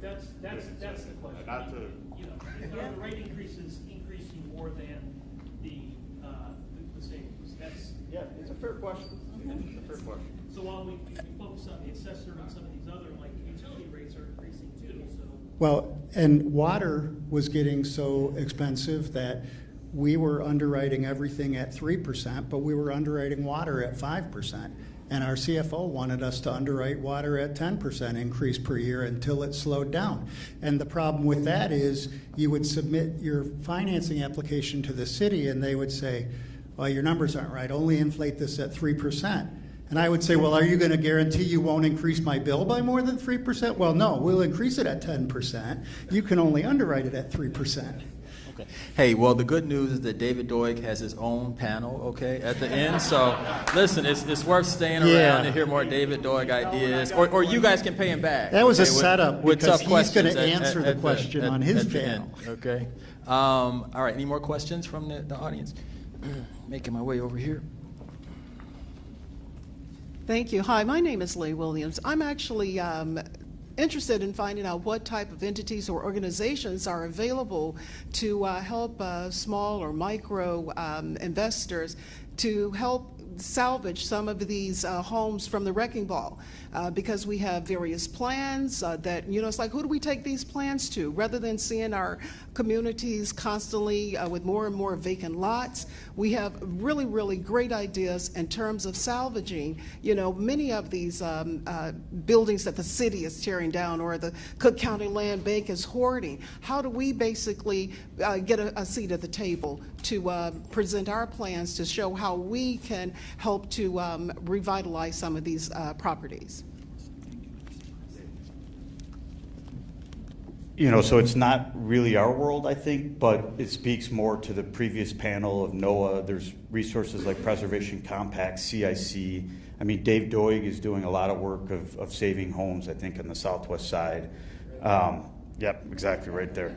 I think there is help and resources out there. Again, I would connect with perhaps Maggie Cassidy, who was on the previous panel, and I don't know if she's still here, but they're doing some terrific work. But and you're right. We have to. Those are the core anchor properties to our communities, and so we have to do everything we can. I mean, Cook County Land Bank, et cetera. Trouble Building Initiative, et cetera. Yeah, Chicago Rehab Network.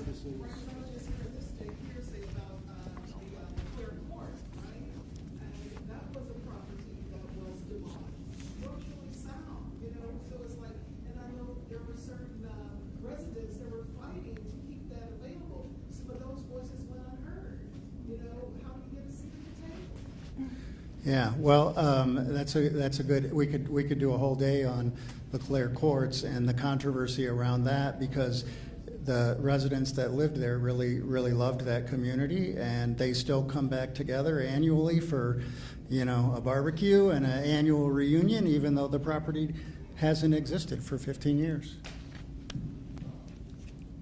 I will connect you with the Preservation Compact afterwards. I think it'd be a good start for you to like have these conversations. Anyway, I want to thank the panelists. One more question from the Alderwoman. I'm sorry. I promised her. I'm sorry to switch. I was over there, then I jumped over here. One more question. Thank you. I want to say thank you to the Cook County Assessor's Office for bringing us together. This is the first time I am coming into a space like this as a 2-year freshman alderwoman of the 48th Ward in Edgewater and Uptown, and I am learning so much from the 2 panels that have spoken. So Edgewater is on the other side of town. It's along the lakefront. It's by the Red Line. It's a very diverse community in terms of housing. You know, we have single-family homes, but we also have huge high-rises along Sheridan Road. And we have very low vacancy in terms of rentals. We have 61% rentals in the ward. And it's very difficult for people to stay and also for us to build because we have very few parcels of land. So I'm curious to know from this panel, because we're talking about LIHTC, because we are going to get one of the first 100% affordable buildings with Bickerdike on Broadway, which is very exciting for us. We need that. And also it took 5 years for this to happen.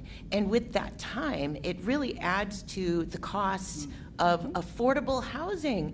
And each of those units costs upwards of $900,000 each, which is so crazy to wrap my head around. And at the same time, I wanted to say that I'm the chief co-sponsor of the Green Social Housing Ordinance that just passed.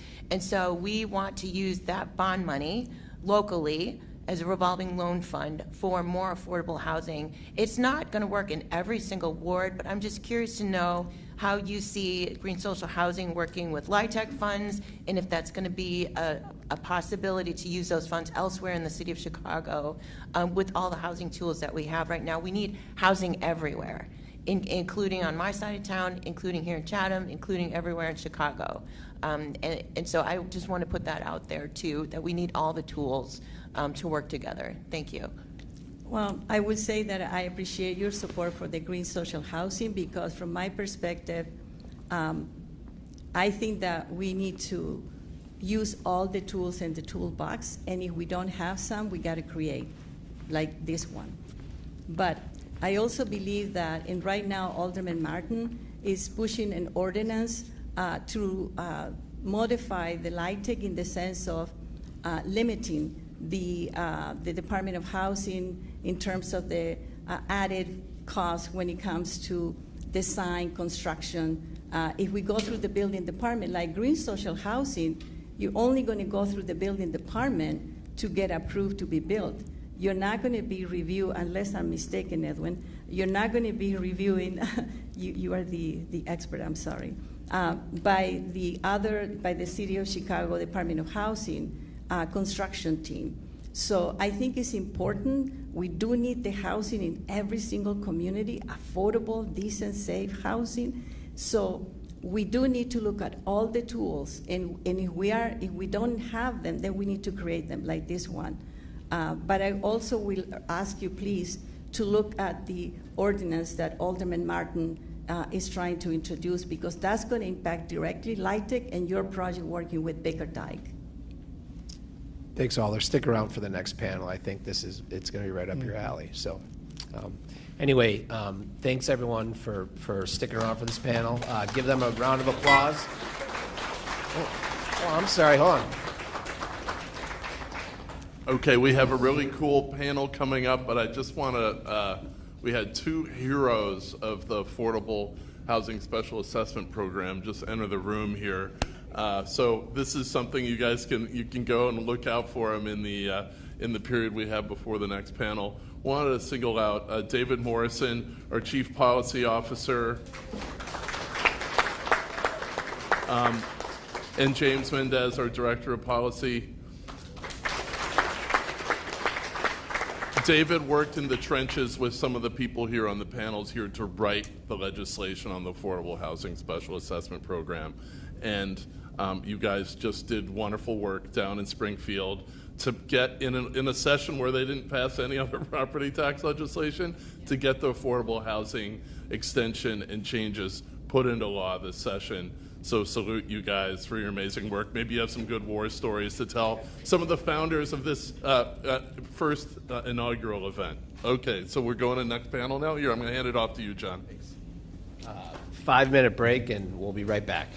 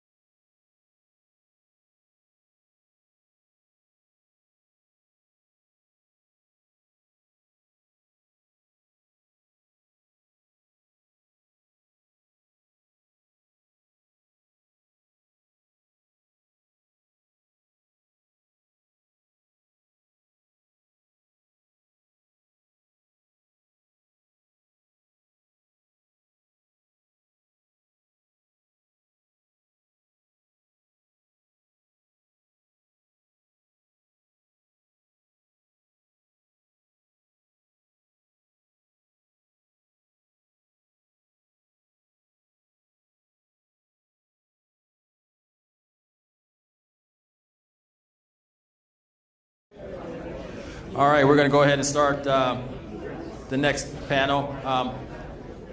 You can take your seats, or if you see people in the hallway, we're going to go ahead and get started. We know it's been a long day. We're halfway there. We just have 2 more conversations. We tried to pack a lot in. Of course, there's been a lot of interest in these topics, and we appreciate your patience. John McDonald's going to be moderating the next 2, so he's going to be busy. We're just going to kind of stay put. Probably won't do any more breaks. We'll probably just go right through these next couple panels. Okay? So, without further ado, our next conversation is going to be about low affordability communities, or LAC, and the Affordable Housing Special Assessment Program. On the panel,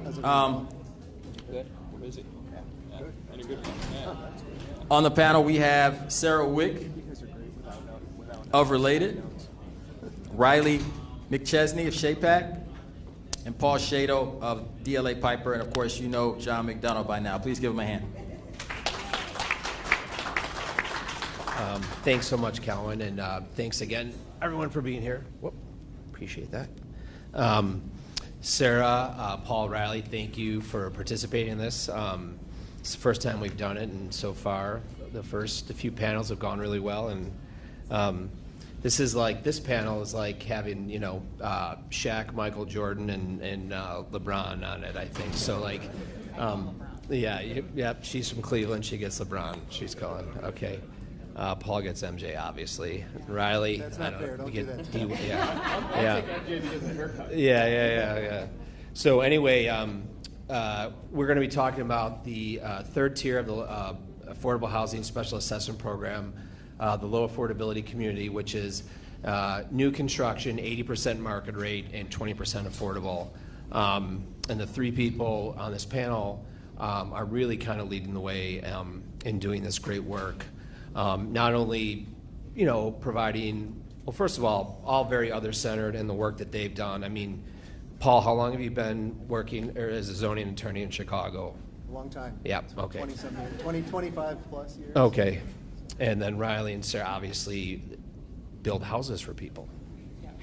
You build homes. You're not homes, but apartments. So anyway, let's get into it, because I know there'll be a lot of questions and a lot of comments. But I'll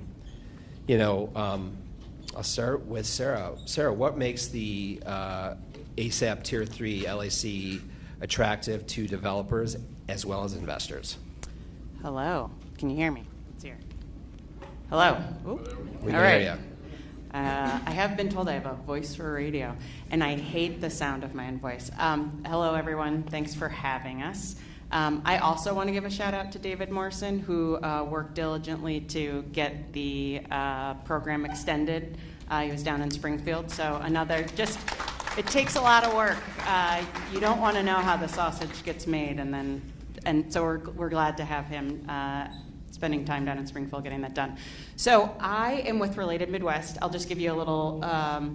Technically, I oversee our affordable housing development platform in the Midwest office. We focus mostly on Chicago and the state of Illinois.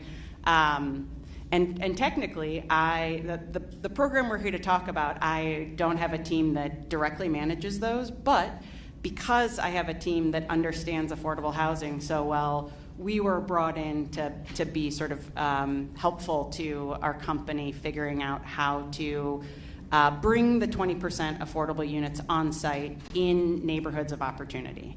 So there's a slide up here that just shows you our footprint of business, just so that you understand my background and what I do. So my team does 2 types of affordable housing development. We spend a lot of time in the low-income housing tax credit financing tools. So the panel before you, we know a lot about that. I would say stay away. Use this program. Use the special assessment program to refine your financing. So we both preserve existing affordable housing. So we buy existing affordable housing properties, and then we extend the affordability period and we renovate those so that the properties can withstand the next 20, 30 years. And then additionally, we have we are the master developer of 2 formerly all public housing sites with the Chicago Housing Authority. We've been involved with those projects, one since 2000 and the other since 2010. So, and through that, I should have the total number, but those are really hard projects. We probably develop about 200 units through that work every 5 years. So, so I would say our core business is really this preservation work. That's what allows us to keep the lights on. The other stuff is the stuff that is really, really hard and takes a lot of time. So, the other side of our business, the business which is the market rate luxury side of the business that I think people tend to know Related more for as opposed to the work that I do. We have been developing high-rise, luxury branded buildings in the city of Chicago for over 30 years. Our parent company in New York had been able to build 80-20s, so 80% market rate, 20% affordable since the 80s. And in the 80s in New York City, just to give you a little background about where this tax abatement sort of idea and program came from, in the 80s, both the city and the state were about to declare bankruptcy, and they needed a way to get people to reinvest back into New York City. So they came up with the 80-20 program, give or take. And effectively, they allowed developers to take a 10-year full abatement if they built 20% of their units as affordable. And through that program, the city of New York built tens of thousands of affordable units in the city in market rate luxury style buildings. There's been bad press about that program over the years. If anybody remembers the New York Times article about the pour door. So it's been an evolution. But Related, I should point out, we never had anything with a pour door. So the pour door concept was that you had one entrance for your affordable renters and one entrance for your market rate renters. We never did that. We always had one door. Fast forward to 7 years ago, and maybe even before that, the president of our company wanted to replicate that. He saw, when we do affordable housing development, particularly in the LIHTC space, the low-income housing tax credit space, we rely almost exclusively on the land being very low cost or free. So that means that we've often been in neighborhoods where the land is very low cost or it's city-owned land, which means we are not in the downtown core area.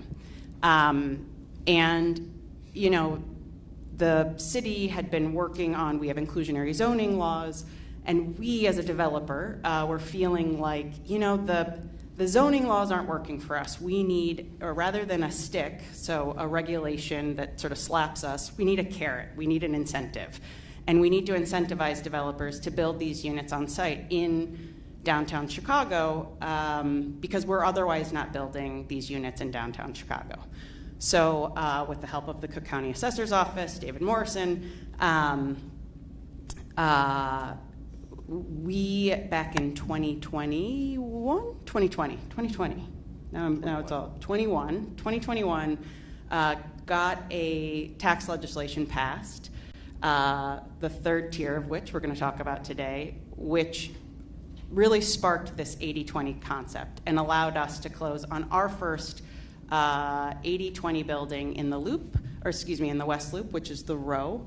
You're seeing here the Row Fulton Market. So this is a 300-unit market rate building, effectively, for all intents and purposes. The rents here right now are over $5 a foot.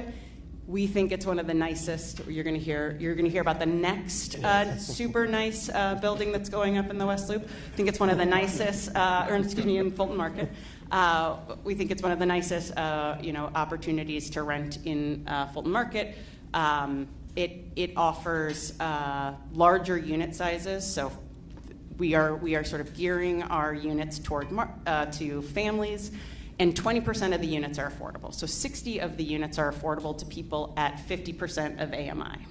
And that spans across 1s, 2s, and 3s.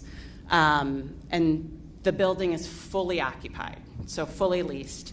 So, so that is an example of, we feel like if you've landed one of the affordable units in this building, you've hit the jackpot because, for example, I can't afford to live in that building. Which you guys don't know anything about me, but perhaps you would think that like a person working for the company could afford to live there. I cannot. So it's a really remarkable feat that we've been able to bring those units. And it's a little complicated. I would say that we don't to finance this property, we don't rely on sort of the soft financing, the soft money or subsidy that has been competitive or is sort of the precious resource that the city of Chicago utilizes to incentivize other development opportunities. So I'll just point out one other example that is under construction, and then maybe I'll pass it because I feel like I've been talking a lot. So we have another building that's been under construction. So if anybody is familiar with the hole that was in the ground for a very long time, it was the former Spire site. This is, again, we feel like some of the best some of the best real estate in the city of Chicago, right on Lake Michigan. This is a 600-unit building designed by SOM, where 20% of the units, again, will be affordable. So 120 of the units will be affordable. The rents that we are working to achieve in this building for the market rate renter, we're hoping will far surpass what we've done in the West Loop at the Row. So they will be even more expensive to the market rate renter. But those 120 units, the set aside for the affordable renter is still 120 units set aside for folks that make less than 50% of AMI. So those are two examples. This one is under construction. We, I think, are on floor 12 at this point. We're one of the only cranes in the sky at this point. So you can also tell, I think it's us and the Obama Presidential Center right now. So I'll pass it on. Yeah, okay. Hi, everybody. My name is Riley McChesney. I'm a director with Shapack Partners, and we are, unfortunately, the only high-rise residential building to deliver in all of Chicago in 2026. This is our 228 project. As Sarah mentioned, this is another 80-20 deal. This is a site that we acquired back in 2018. It's at the intersection of Ada and Fulton. And originally we bought this not for residential, actually, because residential wasn't allowed, new residential development wasn't allowed north of Lake Street at the time. So we bought this site as a commercial office building. Fast forward about 2020, early 2021, and the residential ban got lifted, so we said, hey, this is a great time to bring some new residential housing to Fulton Market District. So we hired an architect. We hired SOM, a group that we've worked with before, Chicago-based architecture firm, and we set out to design what became a 29-story, 308-unit residential building. Now, a lot happened from the time that we greenlit SOM to start design, working with our team, and when we actually broke ground in December of 2023. And there were a few different things that happened. We'll talk about this in a little more detail. But first and foremost, 2021 ARO, the Affordable Requirements Ordinance, got passed. So we got a bit of a sneak peek. This is what replaced 2015. There were a few pilot projects in 2017. But we got a sneak peek of this. And what it was, and it affects most of the projects that Sarah related and Riley at Shapack we develop. It affects projects that are more than 10 units in certain zoning districts, which is most of what we develop. So it was presented as offering developers with a number of different options to satisfy their affordable requirement. For example, it allowed for you to do 20% affordable at 60% blended AMI. You could do 16% at 50% blended AMI, 13% at 40% blended AMI, or 10% affordable at 30% AMI. In addition to that, without going into too many of the details, you had to do your first 25% of your affordable requirement on site. After that, the next 25% could be on or off-site, and then the remaining 50% could be on-site, off-site, or you could pay a fee in lieu to get out of it. That all sounds great. However, in certain zoning districts and certain wards, not all those options are available. So we develop a lot of Fulton Market District, the 27th Ward, Alderman Burnett. Everything that we do in the 27th Ward is 20% affordable. So when this got passed, and the economics of the 2021 ARO to our project, the financeability of the project relative to what existed as 2015 and 2017, which is what we were under, the deal was tough to pencil, and that's for a number of reasons. This isn't the only reason that development isn't getting built in Chicago or in the rest of the country. Interest rates are high, construction costs are high, there's uncertainty, right? The worst thing for raising money, whether it be real estate, private equity, anything, is uncertainty. Investors need to know what to underwrite, what to expect going forward. So when 2021 ARO got passed, we hit the brakes. We said, oh man, this project might not happen. Then comes Affordable Illinois and the Affordable Housing Special Assessment Program, which is the Cook County Assessor's Office implementation of Affordable Illinois. And I don't want to say that the only reason our deal got built was because of Affordable Illinois, but it certainly wouldn't have happened without it. So we'll get into a bit of the details with 220 going forward, but I'm Riley. It's nice to meet you and pleased to be here today. Thanks, Riley. Paul? Good morning, everybody. My name is Paul Shadle. I'm a lawyer with DLA Piper, where I've been for a long time, since it used to be a law firm called Rudnick and Wolf back in the day, for those of you who have worked in real estate for a long time. But I want to give you a little bit of background. I think it's actually interesting and helpful to understand perspective. In addition to having worked for over 25 years at this large commercial law firm, which is everything that you think of as a large commercial law firm, I grew up about 3 miles from here in Hyde Park. My father was a minister, my mother was a school social worker, and we lived in what today would be called missing middle housing. It was built by urban renewal. It was moderately priced, and the experience, and I went through CPS, through high school. It colors everything that I do, everything I'm interested in, the way I live my life, and I consider it one of the greatest things that ever happened to me. But it's also sort of, and it's also made me very much interested in affordable housing. I think we've all witnessed over the last decades how inventory has been challenged in the city of Chicago. And again, it colors everything I do. So that's one side, that's my sentimental side. By that I mean to sort of, in a long-winded way, say to you, I believe in progressive outcomes. That is, I want more housing inventory. I want more affordable housing inventory. I want mixed income. I want mixed race. I want mixed up housing, right? Those are the interesting places to live. Those are the productive places to live. So then the question is, the other side of, for me is, I worked in government before I worked as a private lawyer, before I even went to law school, went to public policy school, and learned about microeconomics, which I didn't know a thing about until I got to public policy school. But that also colors a hard-headed side of what I do, which is I want those progressive outcomes. In order to get there, I want us to implement tools that work so that we don't waste our resources. So the question that John posited is, what makes the Tier 3 program, the Tier 3 special assessment incentive attractive?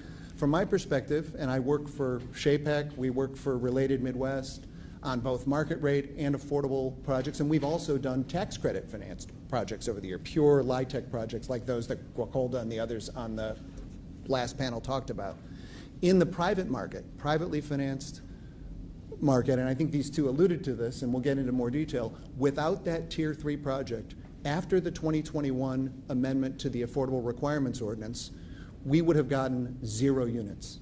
That is, zero units in market rate projects. And I will take some of the blame for the way the ARO evolved. Back in the early aughts, as a lawyer doing civic work, I got friendly with someone who I greatly admire, Alderman Burnett, and he and others were pushing for the first Affordable Requirements Ordinance, and I got involved in that on committees and helped draft that ordinance. And what that ordinance did is sort of nibble at the edges of the market. It did a number of things. It projected a vision of the then mayor, the then administration, that we support affordable housing, we want affordable housing, and we want the housing, the market rate housing industry to support that in some way.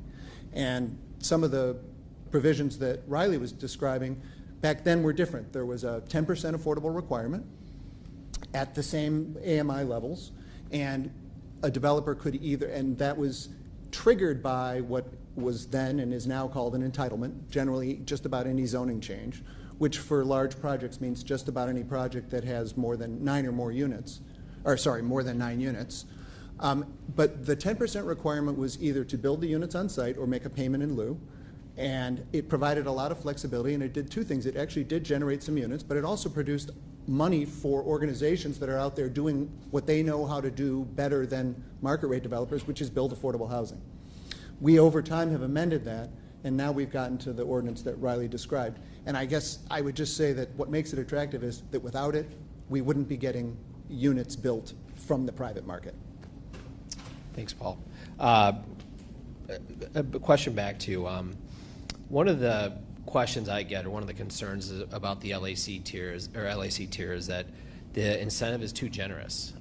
There's too much up front. Also, this idea that it would shift burden. And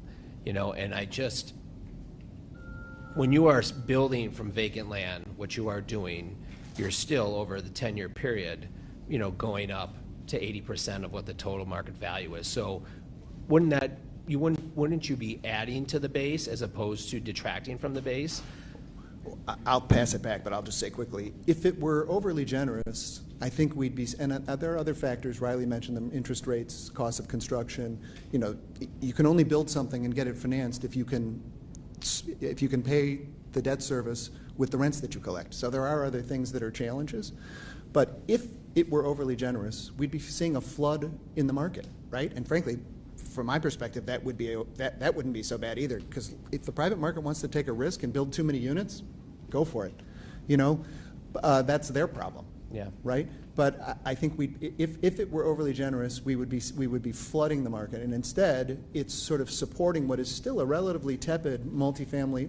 And I'm positive. The last panel was talking about Chicago's attributes. I'm totally with the panel on that. This is a great city, diverse economy. We're going to see some development, but the multifamily development market is relatively tepid, even with this 80-20 provision in place. So. And without those units, none of that revenue would be generated, none of the new special assessment revenue. So I think that incremental increase in taxes that gets paid into all of the coffers that we contribute to through our taxes, none of that would be there. Thanks. Yeah, I'll speak about 228 specifically. I mentioned it's a property we acquired in 2018. That was an underutilized, vacant, one-story industrial building, right? It contributed nothing to the bottom line of the city of Chicago. I think one thing John always likes to remind me of is even with this program, our assessments are going to increase. The assessed value of our 29-story high-rise will be assessed as a 29-story high-rise. And at a minimum, the years 1, 2, and 3 of our 30-year real estate tax abatement, the minimum tax we'll be paying is no different than the tax that we were already paying as an assessed value that's again, underutilized, contributing nothing to the bottom line of Chicago. So I think, to Paul's point, without this, there would be 0 units. The city would be receiving the same amount of taxes that was previously receiving, and again, no 62 units of affordable housing in Fulton Market District, one of the highest rent neighborhoods in the entire city.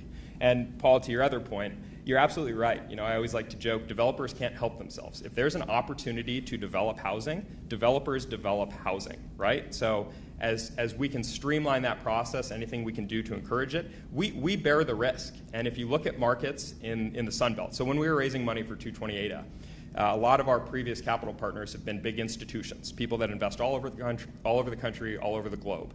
They've invested with us in Chicago before. And we probably had 75 to 100 different conversations with groups that we've talked to before that said, we're not investing in Chicago, or we're not investing in ground-up development. We're going to invest in Nashville and Austin and Florida, and I'm from Tampa, Florida. I love it, but it just doesn't have, what the city of Chicago has in terms of diverse infrastructure, diverse job market, labor market, education, all these different things. So finally, after 3 or 4 months of having these conversations, I turned to our team, Jeff and Paige, and I said, guys, we have to shift focus. These people aren't giving us money. They don't see how great Chicago is. They don't see the supply-demand fundamentals, the fact that nothing is getting built in our city, which is an issue. But if you look at the economics, if you're the one group or the 2 developers that are able to get housing going, you should be in a pretty good position because there is no housing, right? So finally, we shifted gears, and what we did is we raised $64 million worth of equity, common equity, from private individuals. folks that had the means, that had capital, that believed in Chicago, believed in our team, and specifically believed in this Affordable Requirements Ordinance and Affordable Illinois. So we had to get creative. I think now finally institutions are starting to understand, again, supply-demand imbalance. There are no units. Rents are rising, which isn't good for renters. I'm a renter. My rent is increasing. I don't like that. We need more units.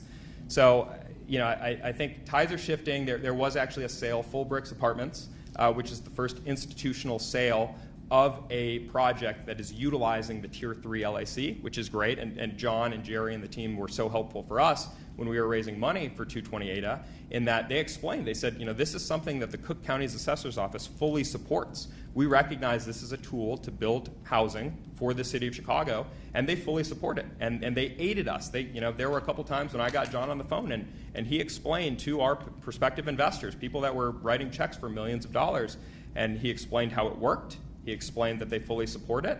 The extension was important, right? Because these high-rise developments, they take years from when you buy the site, again, 2018 to we didn't break ground on our project until the end of 2023, and it's not delivering until January of 2026. These take years to build. The construction just in itself is probably 24 months. So for the 2027 deadline, getting that extended like we did was so crucial to utilize this tool. So long-winded answer.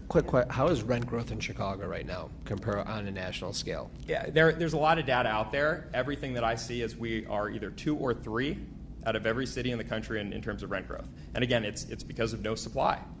3. You're saying we're ranked very high. We are ranked high in terms of highest rent growth in the country. Because what happened, and I mentioned Austin and Nashville, and I guess I didn't finish my thought. Nashville and Austin are markets that saw tens and tens and tens of thousands of new development.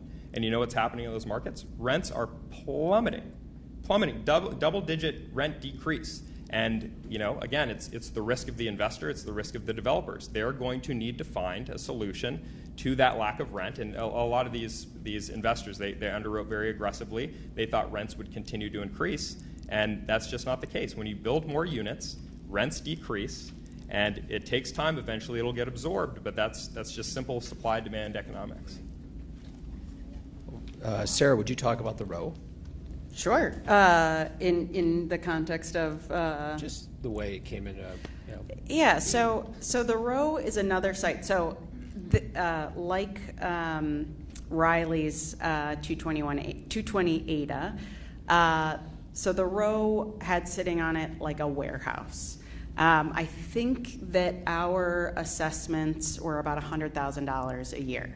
So just for, as Riley mentioned, that never stops, right? We continue to pay that into the coffers. We had owned that parcel of land similarly for a very long time. Don't quote me on the exact 7 years. And we attempted, I think we redesigned the building a number of times. It was commercial at one point.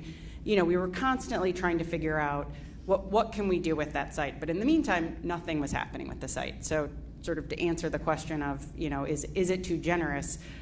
We were otherwise not doing anything with it. Having this program, I would say, it was one of the key things that enabled us to build that building and to build those units on site. And in fact, I will also point out that because that project received its entitlements prior to the 2021 revisions to the inclusionary zoning rules, we didn't have to put 20% of the units on site. Our obligation would have been more akin to, I think, doing an in lieu fee, right? So we didn't have to. But that program allowed us to fulfill our obligations under the prior ARO, but also build the units on site. And we now have a building that will eventually, throughout time, continue to deliver tax revenue into the tax coffers. The other thing that sort of strikes me with the sort of suggesting that it's too generous is you've heard sort of a theme here that this all takes so much time. So 10 years in the sort of life cycle of a development project is not a long time. So I think we're going to find ourselves, 13 years later, sort of surprised, those years. I've often been asked, what are you going to do in year 13? And I say, I don't know. Yeah, right. That's for somebody else to figure out. But in those years, we'll see the increase in real estate taxes. But I do feel like given the gestation of how long it takes to do development projects, 10 years, 13 years, it's just not a long time. Thanks. Something back to Paul really quick. He kind of mentioned entitled units. Supposedly there's, and what I've heard from some people in the city is that there's over 15,000 entitled units right now, apartments. Why aren't they getting built? So, and these two have alluded again to the reasons, and I would just reiterate this extension into the 2030s of the 2034 to 2034 of the special assessment program is, I really think it's a bigger deal even than the assessor made it when he was in between these two panels. It will really enable many units that just would not have been built. So it's a huge success. To answer your question, the reason that our firm does a lot of multifamily entitlement, that is, we get zoned large buildings like the Row, like the buildings that the SHAPAC company has built. And in my experience, the first 10, 15 years of my practice, we were racing the clock. We were pushing and pushing and pushing to get things through the Plan Commission and then the City Council, because developers face two ways. They're facing the market, they're getting ready to build, and then they're facing their sources of money. Related and SHAPAC don't generally use their own capital. This is the real challenge. They have to go to a capital market that is institutional, and I use this phrase a lot in conversation with friends, it's unromantic about what it builds. That capital market underwrites deals, and the decision makers in on these investment committees, whether it's a fund or whether it's a bank or even whether it's a collection of high net worth individuals, they get together and they underwrite it. If they hit hurdles, the money gets invested. If they don't hit their rate of return hurdles, it simply does not get invested. And I think the reason that we've seen sort of what I called earlier a tepid development market, even in the face of thousands of units being entitled, versus this older scenario where our clients were racing to get their building permits because that money, in that case, and I don't, you guys would know better than I do, but the commitments to the funding weren't forever. They have an expiration. So our clients would get commitments of funding, they'd be racing to get their zoning approved so that they could, and they'd be negotiating a construction contract. Just as today, at all times, you're racing against costs. They wanted to get in the ground as quickly as possible. So you'd think if it's such a privilege to build in the city that people would just be clamoring to do that, to get these 15,000 units in the ground. It's not the case for a variety of reasons. Because it's difficult to finance, still, even with the 80-20, and we appreciate it, but it's not necessarily enough because of construction costs, because of interest rates, because of uncertainty. Uncertainty is the enemy of underwriting. And again, if you're a faceless machine that's doing underwriting and you don't really know what some of those inputs are to your underwriting, or you can't be certain, or there's a wild swing in a construction cost line item or a property tax line item or something else, it's very difficult to build. I think that the public policy, though, can help with it, John. And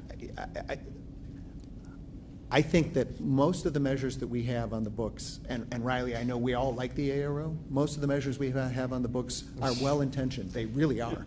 And as I said earlier, those outcomes, I think we share. We want more units. We want more affordable units. But that tool is one of the reasons that we're not seeing more, frankly, is the way it's structured. The way the ARO is structured is, frankly, in my opinion, and this is just an opinion, is preventing those units from being built, keeping that inventory out of in the Sun Belt, right, we've seen these plummeting rents. Frankly, it's just inventory. Yeah. It's inventory.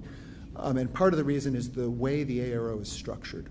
It's become a little too rigid, and it goes too deeply into the finance. It has too great an impact on the financing rather than, as I said, the original did, which nibbled at the edges. Yeah. That's just an opinion. Yeah, it's interesting because we're starting to see, if you talk to Jerry on our team, other wards throughout the city do spot zoning, you know what I mean? Because they're so, they know people want to do these 80-20 deals, just even outside the zone downtown. before we take some questions here, I do want to end up on a real positive note. Native Chicagoan, adopted Chicago, Midwesterner, but adopted Chicagoan from Florida. What are you positive about right now with the city? Like, what do you feel good about? Whether it's something a deal you're doing at work. I don't know. I know the best is yet to come for this city. I feel it in my heart. I know it. I lived here my whole life, and I know, coasts have gotten all the publicity lately, but it's going to come back, and we're going to be here. What do you feel positive about right now? Yeah, I'll start, and I'll keep it pretty brief. When I grew up, I lived in a few different places, but I did most of my growing up in Tampa. My family's from the Midwest. My mom's from North Dakota. My dad went to school in Michigan. And when I told folks after I graduated college that I was moving to Chicago to take a job in commercial real estate, all my friends who either stayed in Florida, got jobs on the East Coast, Atlanta, Charlotte, DC, New York City, they all said, Chicago? They said, what? And not because they thought it was a bad place, just because they didn't know anything about it, right? That's a very East Coast, southeast centric thing, right? All my friends were going to different places. I said, oh, guys, you don't get it. I spent a summer, I interned in Chicago. I was working for a company called HFF, which is now a part of JLL. And I had just such an incredible experience. In my opinion, there are only two real cities in the United States, two dense urban cores, right? Public infrastructure. It's New York City and it's Chicago. That's it. Los Angeles is sprawl. It's a city of neighborhoods. I don't like it that much, but so I thought Chicago was great. And I said to my friends, I said, you just wait, you come visit me. And over the years, I moved to Chicago about 8.5 years ago. Over the years, they've all come to visit, and we had a great weekend. Show them the tourist things, but then show them, my side of where I live, what I do on a day in and day out basis. And they'll say, wow, Chicago's pretty awesome. And a few of those people who were living in New York, who were living in Atlanta, have since moved to Chicago. And they live here, and they work here, and they contribute, and they talk about how great it is, right? So there are a lot of negative headlines. There's a lot of perceptions about what Chicago is. I think we all know, that live here, one, Chicago's not perfect, but a lot of that narrative is false, right? So what we're doing, whether it's when we're having conversations about raising money for a new deal, when we're just connecting with folks, trading notes about what's going on in the market, the first thing that we do at CHAPAC is we talk about all the good things that are happening in Chicago, right? Because we need to change the narrative. And all the folks that grew up here, made their money here, that are now focused on other cities, that's not helping, right? So we need the people that are committed to the city, committed to investing here, committed to spreading the word about what's actually happening. And I think it's things like, of course, development, but that's what we do in and day out. But it's the things like working with the Cook County's Assessor's Office to solve a specific problem, right? It's all coming together in order to change the narrative. So I'm positive about a lot of things. I mean, this is the place to be. Some of the best food and beverage in the world, best people in the world, communities. So we're very bullish on Chicago. No hurricanes. No hurricanes. Yeah, no hurricanes. Yeah. Exactly right. Yeah, no hurricanes. Lake Michigan? Lake Michigan. We're also entering the summertime, which is, you wake up one day and you're like, I would live nowhere else but here. Every summer it happens. You wake up and you're like, this is the best city in the world.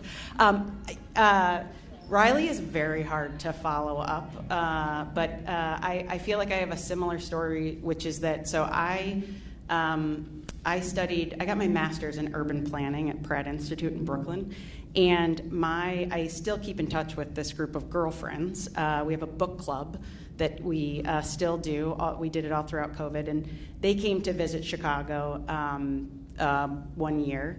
And I put together the best weekend. It just I showed off Chicago, and they still to this day talk about, how amazing Chicago is. And they're out all over the country being like, have you been to Chicago? It's amazing.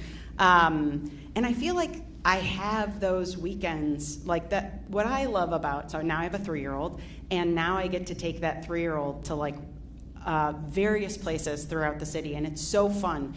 There are folks who think about moving to the suburbs, and I think that sounds terrible because you would then not get to be the first person, 9 a.m. at the Field Museum on a winter day, because that's where your kid can run around and actually look at animals, because the zoo, the animals are all hiding and you don't really get to see the animals.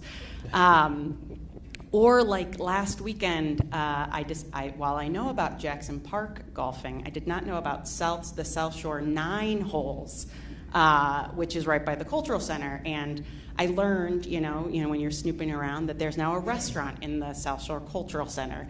And those are the things that I love about living in a city, that you are in a neighborhood and suddenly you happen upon, this place that you may not have known, because we're also so inundated with social media and messaging that I'm not retaining any of it anymore. So I love being able to actually experience these neighborhoods, and I think that Chicago is a wonderful place to do that. I'm positive about many things. My story is different. I actually grew up here, said that earlier, went to CPS. I left for about 10 years and came back after working in government here and elsewhere for people from here in DC and then elsewhere. Came back to go to law school and thought I would leave after 3 years. Very typical, had children. My wife and I decided to stay. She fell in love with the city. So I'm never leaving. I love Chicago. It's the greatest city in the world. But I would say particular things, since we're talking about policy this morning and affordable housing. Guacoldo Reyes mentioned in the last panel the Cut the Tape Task Force. I'm the other co-chair, actually, and I'm feeling very positive about that. I think we should give our mayor credit for convening that. Skepticism is also appropriate, right, and watching it closely. And as the second year happens, I think we're going to need to pay attention to doing things that really do cut the tape, because process, we talked about policies that are in place and on the books, but implementing those policies, how that happens, and I think you'll hear more about this, is really important. And we tend to, and this is not Chicago only, I think governments generally, and it's normal, it's human nature, as ordinances or laws get added to, they never get subtracted from. And then rules are adopted to implement those laws, and that leads to process. And right now, I think we do need to step back and look at those processes that are used to implement the laws and try to make them just simpler. Not to get around things, but to make it simpler. And I do think the mayor wants to do that, so that's a good thing. Somebody mentioned the green housing ordinance. I don't understand it fully yet, but if I'm understanding that there would be $1 per lot sales and then $150,000 per unit, is that a different ordinance? That's missing middle. Thank you. The missing middle ordinance, that's very positive. I was really happy to see that. I think that's a market that's not well served. I think we'll probably hear more about that. And I'm also encouraged that, that we're kind of a city of resistance. Because as a lawyer, another thing that I care deeply about is the rule of law.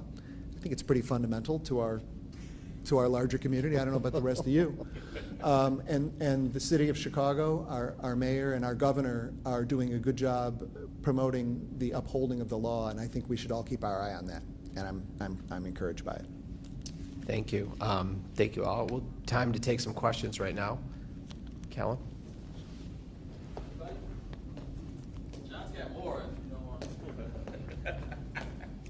I think I just got a question. I think this is for Sarah.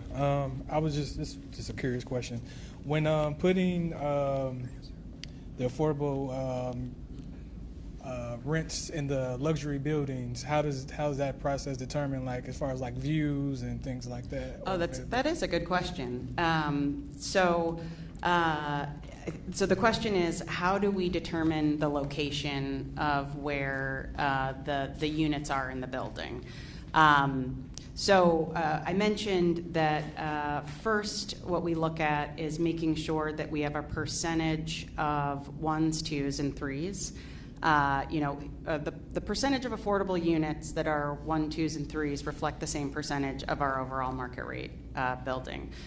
We attempt to scatter those units throughout the building because what we don't want is it to there to be like a floor of affordable units.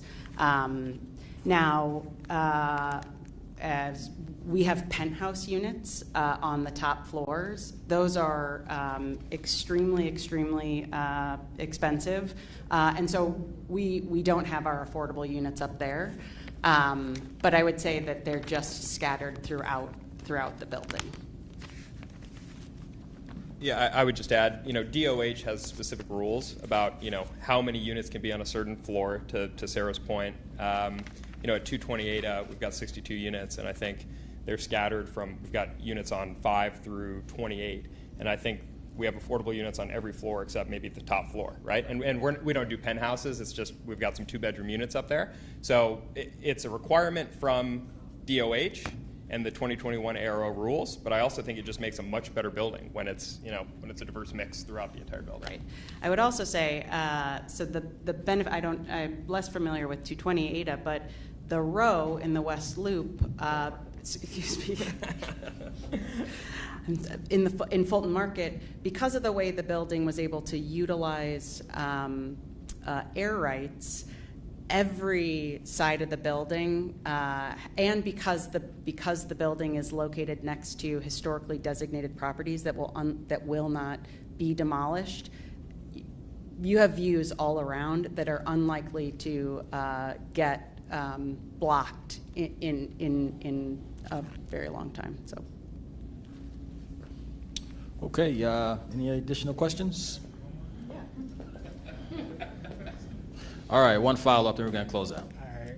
All right. So you had mentioned, like, when they do model cities, right, they always use cities like, I don't know, like Cambridge, and you said like Nashville, and those are pretty much cities that are, like, historically always done well as far as real estate and rents and things like that, so they're pretty modeled. How, I guess I'm asking you, like, how does that translate to Chicago? Because, honestly, we're all over the place, but so how do you take that model and what do you do to make it fit for Chicago? I guess. You want to take that?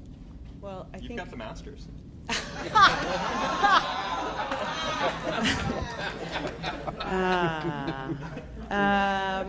Well, so as I point out, my background is affordable housing development. So I'm here sort of, as a poser to our market rate development side. I have never had to raise, when they talked about the capital markets, I've never had to go out into the capital markets and raise capital. So the capital that I rely on is the affordable housing capital. And that, it has similarities. Chris Nash, who was up here before, we go to them to seek out our tax credit financing. And throughout my time, that financing, when I first started as when I was just out of college, pricing for credits was $1.15, and now we're pricing it at 90 cents.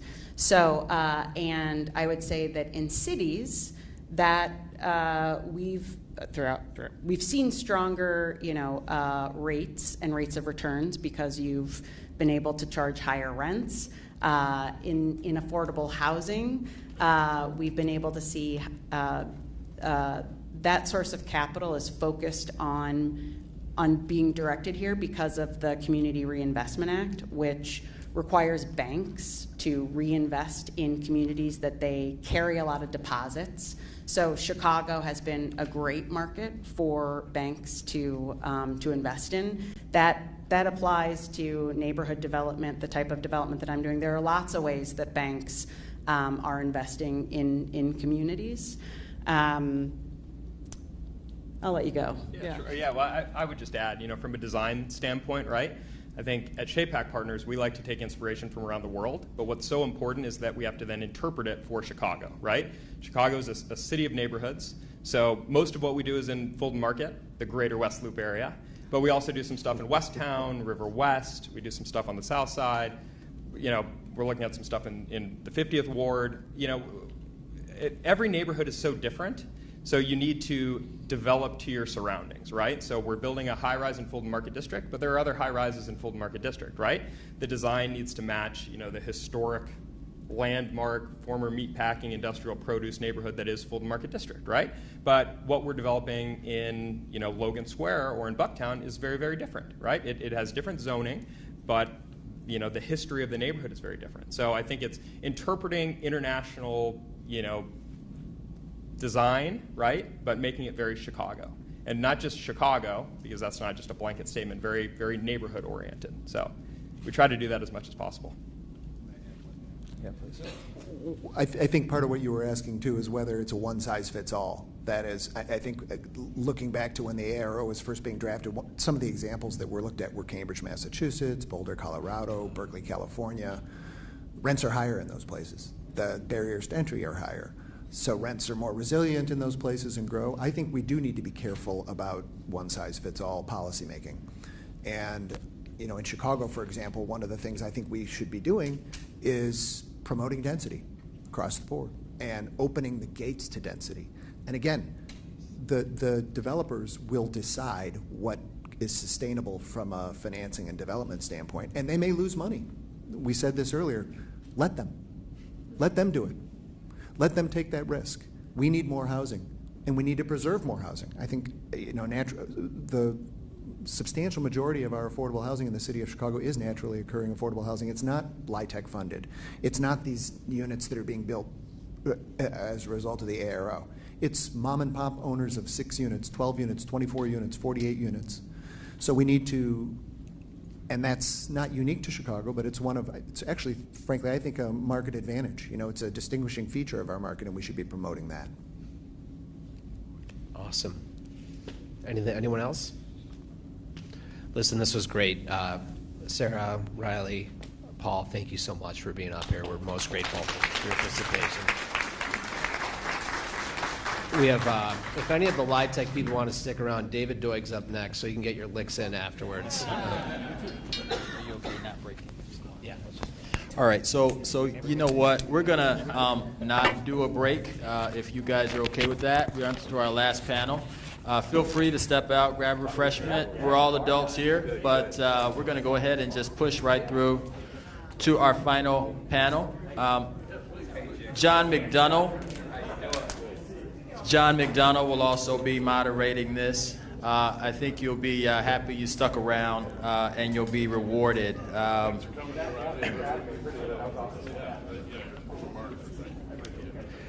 All right, so this next panel, we're going to have David Doig from Chicago Neighborhood Initiatives. All right, is this naturally occurring break time? Okay, I think that's what I'm experiencing here, a naturally occurring break. So we're going to take 2 minutes. We're going to take 2 minutes and let people settle in.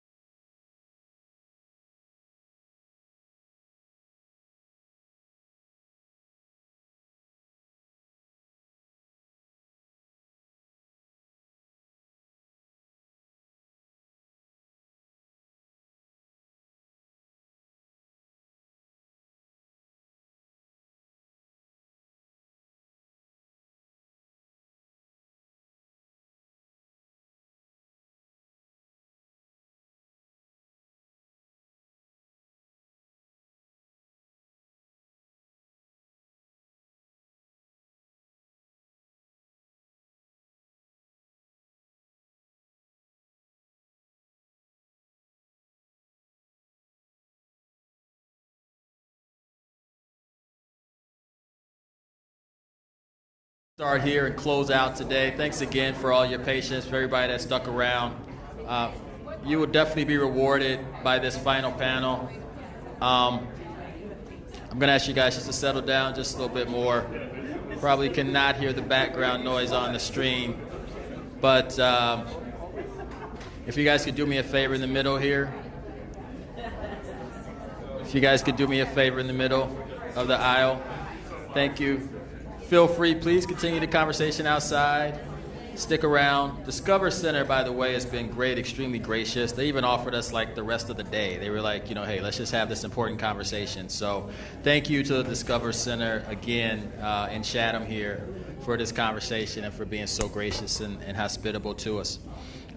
So John McDonough, who you guys know very well today, is going to be moderating. He's Director of Multifamily Housing. I don't think I actually gave you your title. I just said John McDonough. He is our Director of Multifamily Housing. I think our inaugural one in the office. And then we have two special guests, David Doig from Chicago Neighborhood Initiatives. And you know what, on my sheet, I don't even have your title. Is it CEO or President? President. President, okay. Honored to have him. And then Brian Essenberg of Neighborhood Housing Services of Chicago. And apologize, Brian, your title? Director. Director of? Real estate development. Director of Real Estate and Development for NHS, Neighborhood Housing Services. So please give these guys a hand. Thank you, Kellen. We're switching gears here. The first three panels, we talked a lot about rental housing, small unit NOAA, bigger program-based tax credit, and then obviously the LACs, the 80/20s. But when we were talking with the assessor about doing this day, he said, "Hey, you know, why don't you guys talk about building single-family homes? We need to start talking about it again, you know, in our meeting." And I was like, you know, I was like, who am I going to talk to? And I'm like, oh, I know who to talk to. And it's a luxury of having worked in government for 20 years. And you hear these names and you meet these people. And, you know, I met Brian when he was with the Department of Housing doing light tech stuff and then David, you know, I think my dad's known years ago and family friends, and I just missed working for him at the Park District when I was in high school, when he was running the Park District. So like, you know, Chicago is such a big city, but also very small, but a city with a big heart. And as we're doing this final panel talking about building single-family homes, I think it's really appropriate that these two are on the panel with us because, I mean, we have not been talking about building this is the only people talking about building single-family homes in Chicago are these guys. So let's just get after it. David, what, where, why are you building these new homes? And most importantly, why do we stop building homes in Chicago?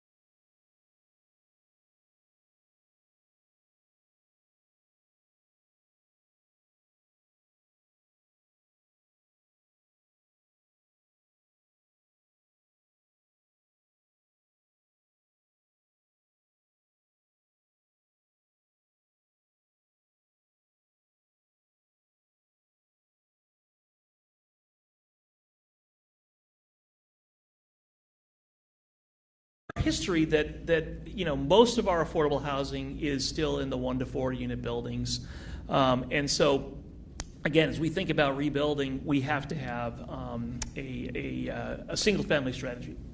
Nice. Brian. Great. Well, good afternoon. Thank you also for letting me be a part of the panel. Appreciate being here with David, John, the assessor. And we've heard a lot of great stuff about affordability and density. And in my world, I work for an organization called NHS. We very much focus on home ownership and how do we use home ownership as an opportunity to build wealth. And within that, how do we also help build neighborhoods? I am thinking about a rehab game most of the time because, as we've talked about, it's an existing building challenge that we have in our city. And we have a lot of them, and it's where our affordability sits. So we're doing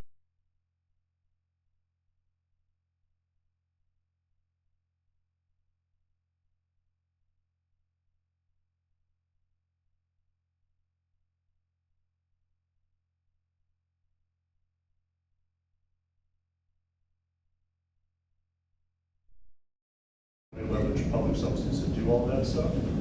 So prior to NHS, I actually spent 10 years at the Department of Housing running these similar programs, looking for these similar opportunities, and seeing and understanding a lot of the challenges that we're running into. And so it's not an easy process. There's a reason there's only 2 of us up here, and it makes a big statement about where we are with single family affordability and home ownership in general.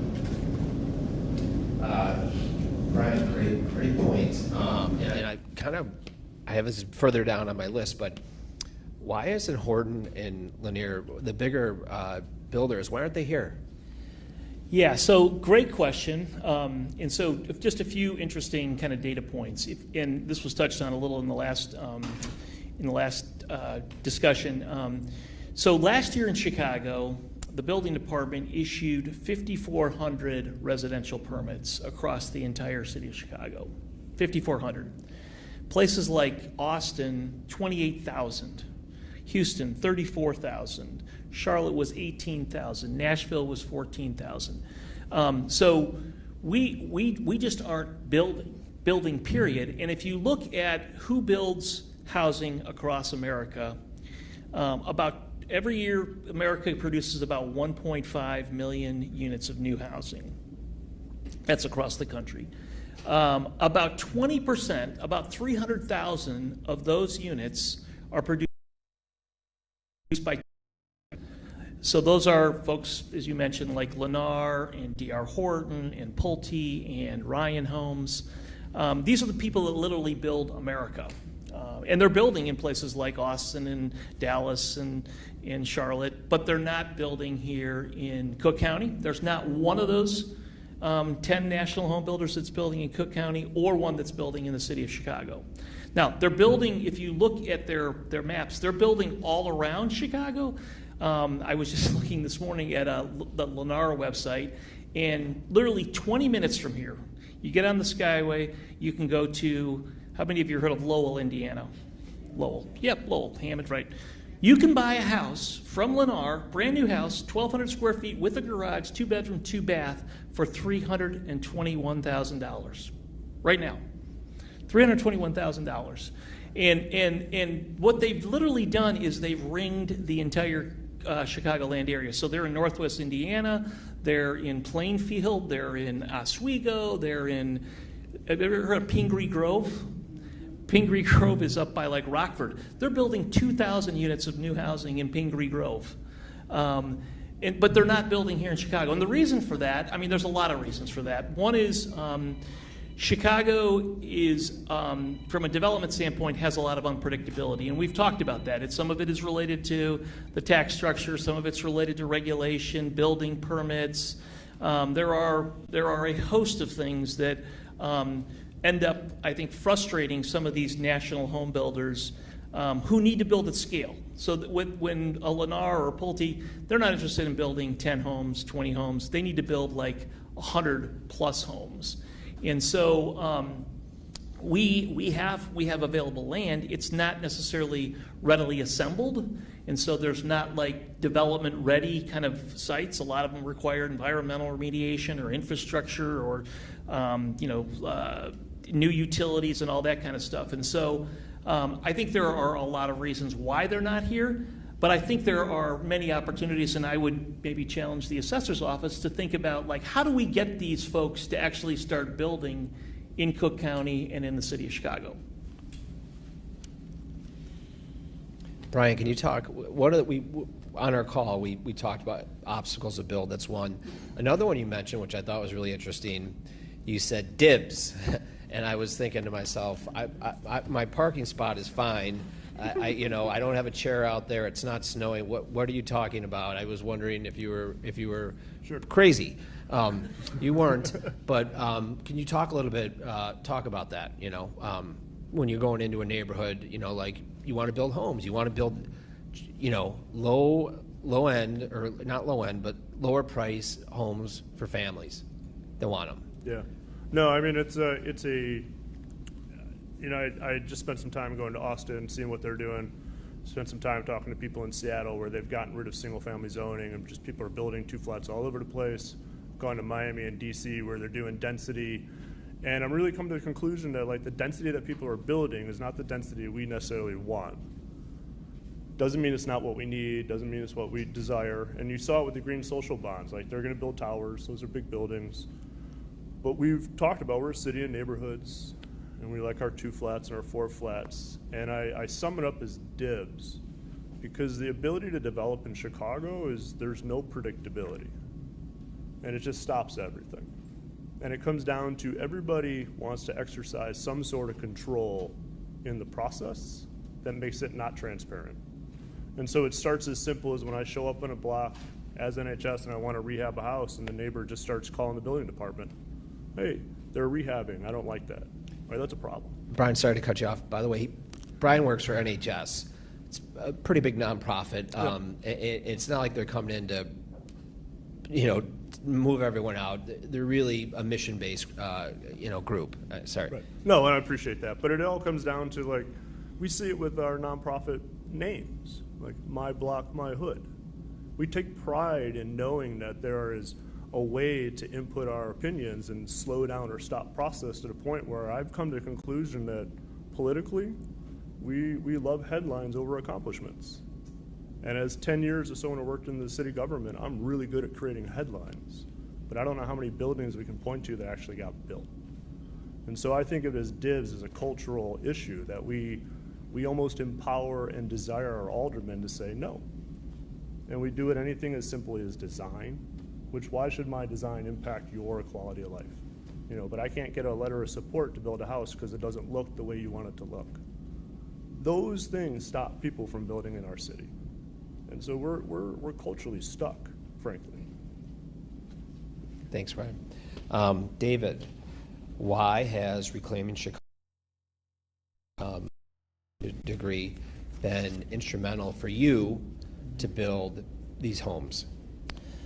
Yeah, so you touched on Reclaiming Chicago. So our organization is a part of a larger collective called United Power, and we actually are an affiliate of the Industrial Areas Foundation, which was founded back in the 50s by Saul Alinsky.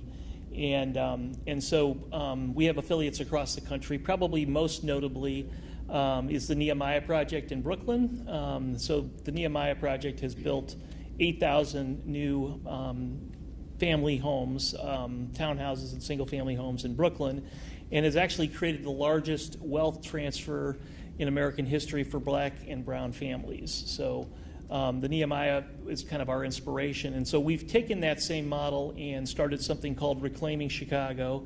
And we've raised, we have a construction fund of about $40 million that we've raised. And so we are building new homes right now in the city of Chicago. We built about 70 last year in Lawndale and in Back of the Yards and in Roseland. And we're going to build about 150 new homes.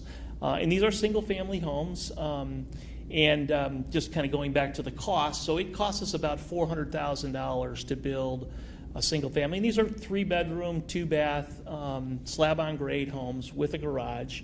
And we've been fortunate to get subsidy from the city and from the state to actually write those homes down to a more affordable level. So in Roseland, we're selling homes for about $250,000. In Lawndale, it's closer to like 300, 320. But again, the goal in really what we're doing with single family is threefold. One is provide options for affordable housing. The second is allow for generational wealth creation. And so, as Brian said, in America, the greatest kind of wealth building opportunity has always been through homeownership. And then the third, and probably less recognized, is we have to build density in our neighborhoods. So as these neighborhoods have depopulated, we now have to build new housing to bring people back. Because if you don't have density, you can't get quality retail. You can't get quality schools. Your civic organizations start to fray, and crime goes up. And so if you start to repopulate and bring people back, then you start to see things like better retail and schools and all those kind of things. So it all starts with repopulation. And so that's kind of what we've been doing through reclaiming. Our goal is to build 1,000 new homes on the west side and 1,000 new homes on the south side over the next 2 to 3 years. What have your challenges been with vacant land? Yeah, so the challenges, and the city's been great. We've got a commitment for 500 lots from the city. And so the city's been good in getting the land available. Our challenges are pretty much 95% of the lots that we're building on had a building on them at one time. And so, when the city would demolish buildings, you probably have all seen, they literally would just plow the building into the basement, right? And so then they'd level it off. But you have existing foundations from maybe 100-year-old buildings that are there. You've got unstable kind of soils. And so a big part of that $400,000 that I mentioned is site costs. So it's clearing these sites, it's taking out the old foundations, it's removing all of the debris to be able to even have a pad that's ready to actually build a new house on. Interesting. Brian, other costs. What are you seeing right now with NHS with construction cost increases, and how are you mitigating those cost increases to getting homes built or deals done? Yeah, no, I appreciate that. It used to be that you could back up envelope, kind of do your costs at like 50% labor, 50% materials. And what we've seen is that through COVID and through time, those material prices have gone up and they're going to continue to go up. And so that ratio has changed and it's now like 40-60.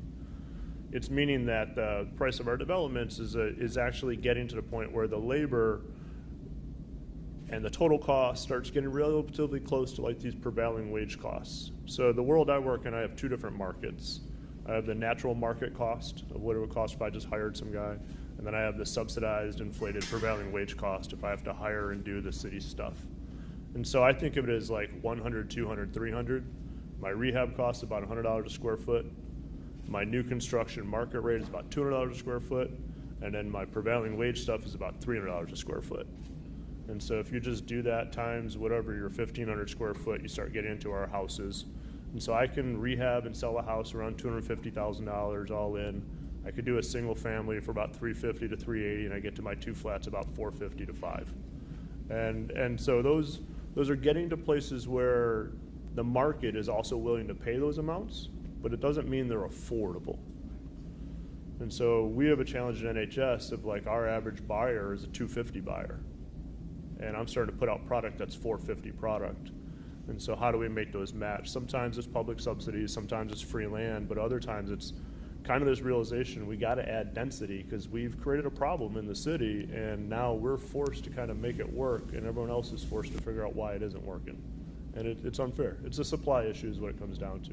And if we look at policies that adjust supply and create predictability, like the assessment that was done, you can get more product to happen through the door. Thanks. One of the trends or things we hear a lot too about is permitting, and Guacolda talked about it in one of the panels, and then Paul mentioned in the last panel. But this idea of cut the tape, it seems like it's starting to work or it's starting to move forward. I don't know, what has your experience been like with pulling permits lately and with regard to building these new homes? Yeah, so single family in some ways is a little different because the city does have a program where basically if you can get a prototype kind of permitted, now that takes time, that usually takes 3 to 4 months, But once you get the prototype approved, we've been getting permits, I would say, within 2 or 3 weeks after we get the prototype. So as long as you're building the same house over and over again, it's a pretty efficient process, and that certainly saves time and money when it comes to building. I think a broader kind of permitting issue, and I've talked with both Paul and Guacolda about this as it relates to the Cut the Tape initiative, is looking at some of the restrictive building codes, particularly as it relates to single family. The rest of the world is building with PVC now, and instead of using conduit, if you look again in most of the places around the country, they're using Romex for electric, and so all of those can provide cost savings. The other thing is as you look at kind of new innovations in single family development, you're seeing much more panelized or modular housing being used, and I think Chicago has been slow to adopt manufactured and modular housing. Now we've done that as part of reclaiming. We built about 35 homes last year using a modular housing system, but the time it took to get that through the permit process and to get that approved was that was about a year just to get that panelized system approved. So I do think that the city could be a little bit more accommodating and generous when it comes to inviting and welcoming new kind of building technologies. Brian, you want to go ahead? Yeah, no, I mean, I think Department of Buildings is doing a fairly decent job at the permitting timelines. I think there's other stuff that drags it out. The financial checks just seem to go endless at this point in time. They always find a different database to look for older and older tickets, which is okay. But to David's point, absolutely. It is not the most progressive system. It's very much a control-based system where everything is individually inspected, looked at. The inspection timelines in my mind are the killer, because if I order inspection, I don't know when it's going to occur, and it may occur in a few weeks or 6 weeks or later. And then they may say, I want something that's not on the drawings, right? So the whole predictability starts to disappear. The more we can get to how we're... It's working. Yeah, They're working. It's probably me sticking it in my mouth. Yeah. We need to do a better job of looking outward, because there are other cities that have just said, you know what, why don't we do a prototype model? Or why don't I say this is a good developer, and so I inspect every 3 units or every 5 units? But we are pushing as a community and as organizers to do even more unit by unit inspections and deliveries. So we're not looking outward to say how do we get to volume. We're looking inward to say how do I control what's built, and it really does create problems. Great. Last fall, we had an opportunity to hear Professor Ed Glazer talk about building homes in urban areas, and he had this idea, the unfinished vision of Levittown, and talking about building essentially every single family home there's no reason that we couldn't do it in a factory. Getting kind of back to what you're doing, David, as far as modular goes, what are the opportunities you see with doing this? And maybe, Brian, you can touch on it too, the upsides or the benefits. Yeah, and I mean, I think there are probably 3 or 4 kind of obvious benefits with modular. One is, to Brian's point on inspections, you can go to a factory and actually see the work getting done, and so and that becomes pretty predictable. It's like you're creating the same panel over and over again. The second is it's built in a controlled environment, and so you're not having to worry about rain and snow and ice and all these other conditions that you see when you're building kind of stick-built kind of frame construction. So having a controlled environment. From a building standpoint, having a workforce that works more like an assembly line than it does like a building site. There's a lot more kind of cost controlling that you can do building in the factory. And then I guess the fourth is really just the time. I mean, the homes that we're building with modular basically are erected in one day. There's 8 panels, they go up, and about 5 hours after the walls go up, the roof gets put on, and so we could literally have a house under roof in one day. and then it takes about another month and a half to finish, the taping and pasting and painting and all that kind of stuff. But that time savings is huge from a cost standpoint, because it cuts down on your interest carry, it cuts down on your security, it cuts down on your utilities, and so just having that kind of predictability in terms of time is a huge driver in terms of cost savings. Brian. Yeah, no, this dovetails well into what we're doing with NHS and just trying to how to get costs down. Is to David's point, panelization is the way the market's moving. You see it with the tower builders already. We're very, very fortunate that in Chicago we have 2 modular builders doing small scale, single family, 1 to 4 unit development. We have a couple more people starting to think about the panelization, and it is really, particularly as we look at the trade issues, the tariff issues, and our labor issues, we don't have an educated trade workforce that can come and just build a house. But you do have segregated, panelized employee manufacturing that can be done. And so the big win in the modular world is it's not construction any longer, it's manufacturing. And it's not dangerous to be on a rooftop building a house. You're inside a controlled and safe environment where you are safely can go to work 9 to 5 and do your job. The labor rates are different, but the outcomes are also different. And so it's really how do we start looking at the labor that we have, the jobs we want to create, and the outputs, the houses we want to build, and it all begins to make a lot more sense. Thanks. David, I know you mentioned, Roseland was one of the communities that you're building in. Any particular challenges? I know we talked about remediating the lots, but, building down there. As soon as you get a building up, how fast are you having a buyer? Yeah, so in Roseland, we're fortunate to be partnered with Salem Baptist, with Reverend Meeks. And so about a year ago, Reverend Meeks said, hey, we're going to build houses one Sunday at church, and literally 400 people signed up.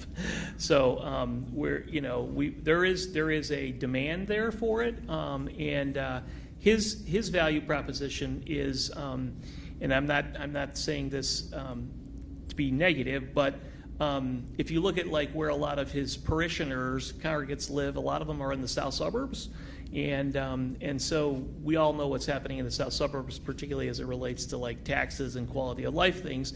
So he's like, listen, come back to the city. It's we've got affordable housing, and where we're building is like a block from where the new Red Line station's going at 115th and Michigan. So we're targeting kind of more transit oriented development. We've got good schools in Roseland with Brooks and Poe and Pullman. You can live close to your church, and we've added retail amenities. We just opened a new Chick-fil-A about 3 weeks ago, and we've got a Walmart, and so a lot of those kind of amenities are now in the community, and so. We're targeting folks that maybe they did move to Northwest Indiana, and now they have a 30-minute commute to their job, and they want to get closer, and they want to ride public transportation, or they move to the south suburbs and want to. Our taxes on our homes, and close your ears here, but are probably $3,500 to $4,000 a year. That same house, in Dalton or Harvey would probably be $12,000 a year. So it's more affordable from a real estate tax perspective. Yeah, Brian, what neighborhoods are you doing this in right now? Yeah, no, absolutely. So NHS, we're very much focused citywide. We are starting to think about moving out to the western suburbs and maybe even jumping over to Indiana a little bit. Our main focus for new construction is in West Humboldt Park near one of our offices. We are very fortunate to be participating with the City of Chicago on an Invest Southwest initiative.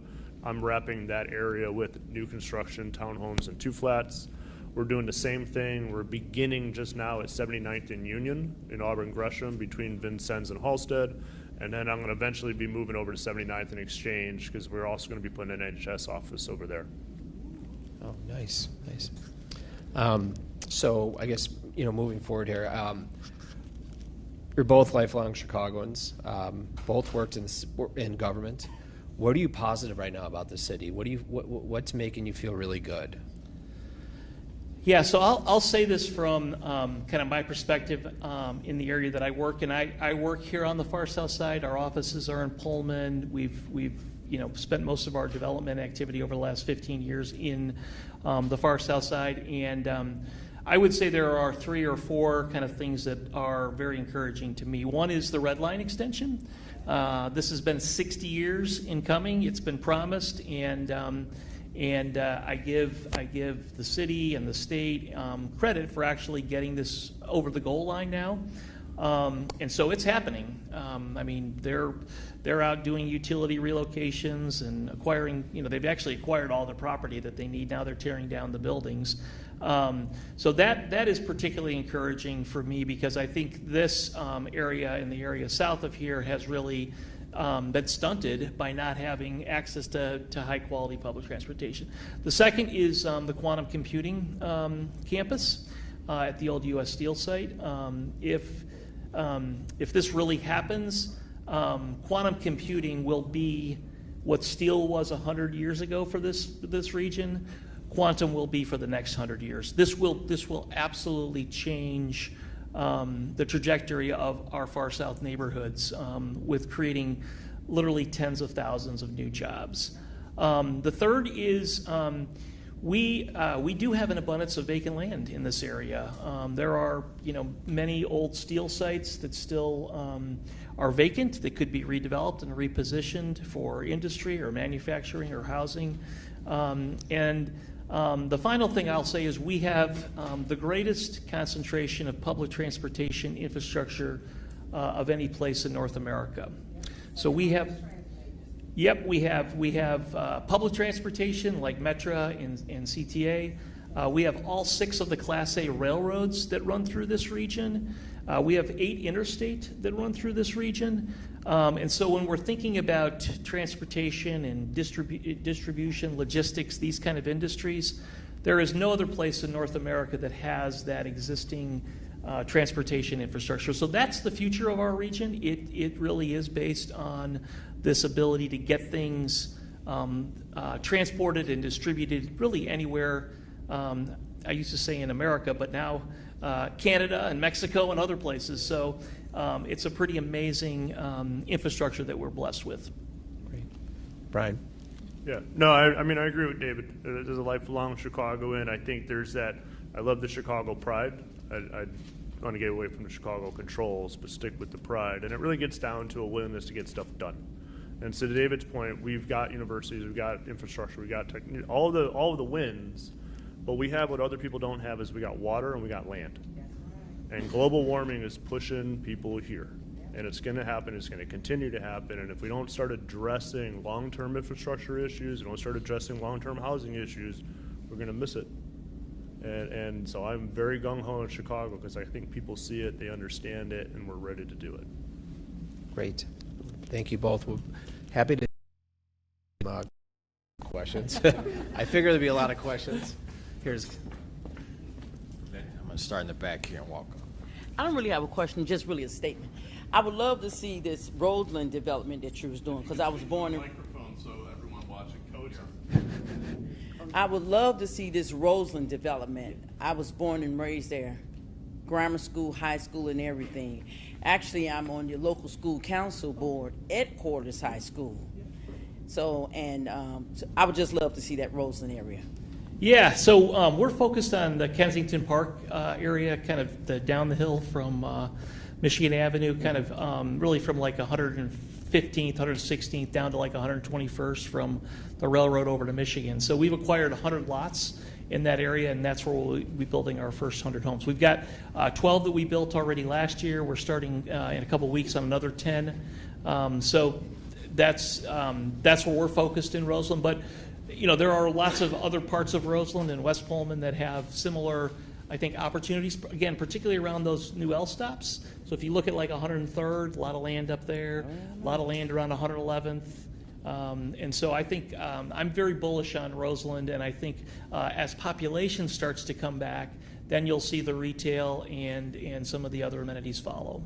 Are you familiar with right there on 103rd and Cottage where the London Town homes are? Yeah, the cooperative, yeah. Yeah, okay, so I stayed in them probably right before the pandemic. Yep. And all those homes have very bad mold in them.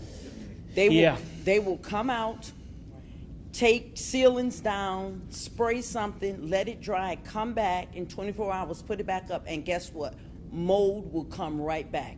It's killing people over there. I even know one of my girlfriends, she ended up in the hospital so bad, has a lawsuit against them because the mold is so bad in London town. Yeah, that was actually one of the first cooperatives in the country. This is probably 60 years ago now, and when it was first built, it was a model, I think, nationally in terms of how cooperatives could work. The problem is there's been, I think one of the struggles with cooperatives is, it's basically they take assessments, and if the assessments don't keep up with the maintenance, then you get into situations where there are long-term kind of maintenance and issues. And so I know we've been working with some of the tenants there to try to figure out if there's some kind of a refinancing strategy. It's hard getting financing for anything these days. It's really hard getting financing for cooperatives because it just hasn't become like part of the vernacular for finance institutions. So it's a struggle. Yeah, a lot of people coming up with respiratory issues over there. Yeah. Really, really bad. Yeah. Thank you. Now, you had stated that there's only 10 national home builders in the U.S. Yeah. Would it make more sense to go out the country and find home builders and bring them here to build It homes? might be, Would yeah. that make It more might be. I sense? mean, there's lots of different kind of housing technologies, whether it's in Europe or Asia or Africa that we could be looking at.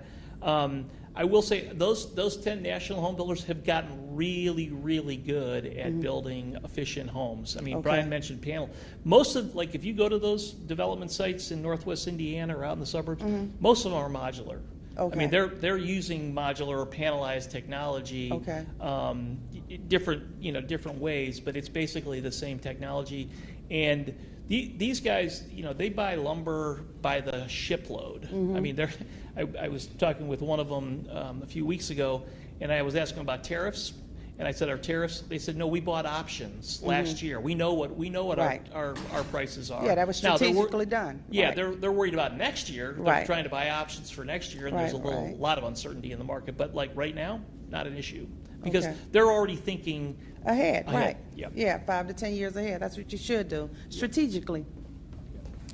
Okay, I'm going to keep going with new hands I see and then come back to my regular suspects. Good morning. I'm glad that you did this whole thing, but a lot of emphasis has been on high-rise developments with a percentage for low income, whatever that means, I'm not sure, affordable, I should say. Single family, your discussion has mainly been, or totally have been, about building single family homes. What about those existing homes that can,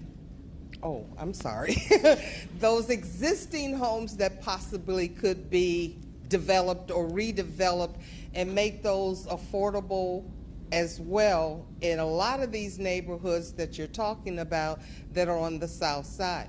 From my point of view, high-rises won't work. Like you were saying, the 1 to 4 story homes or buildings, 3 flats or whatever, is basically what you find in terms of a house high-rise on the south side.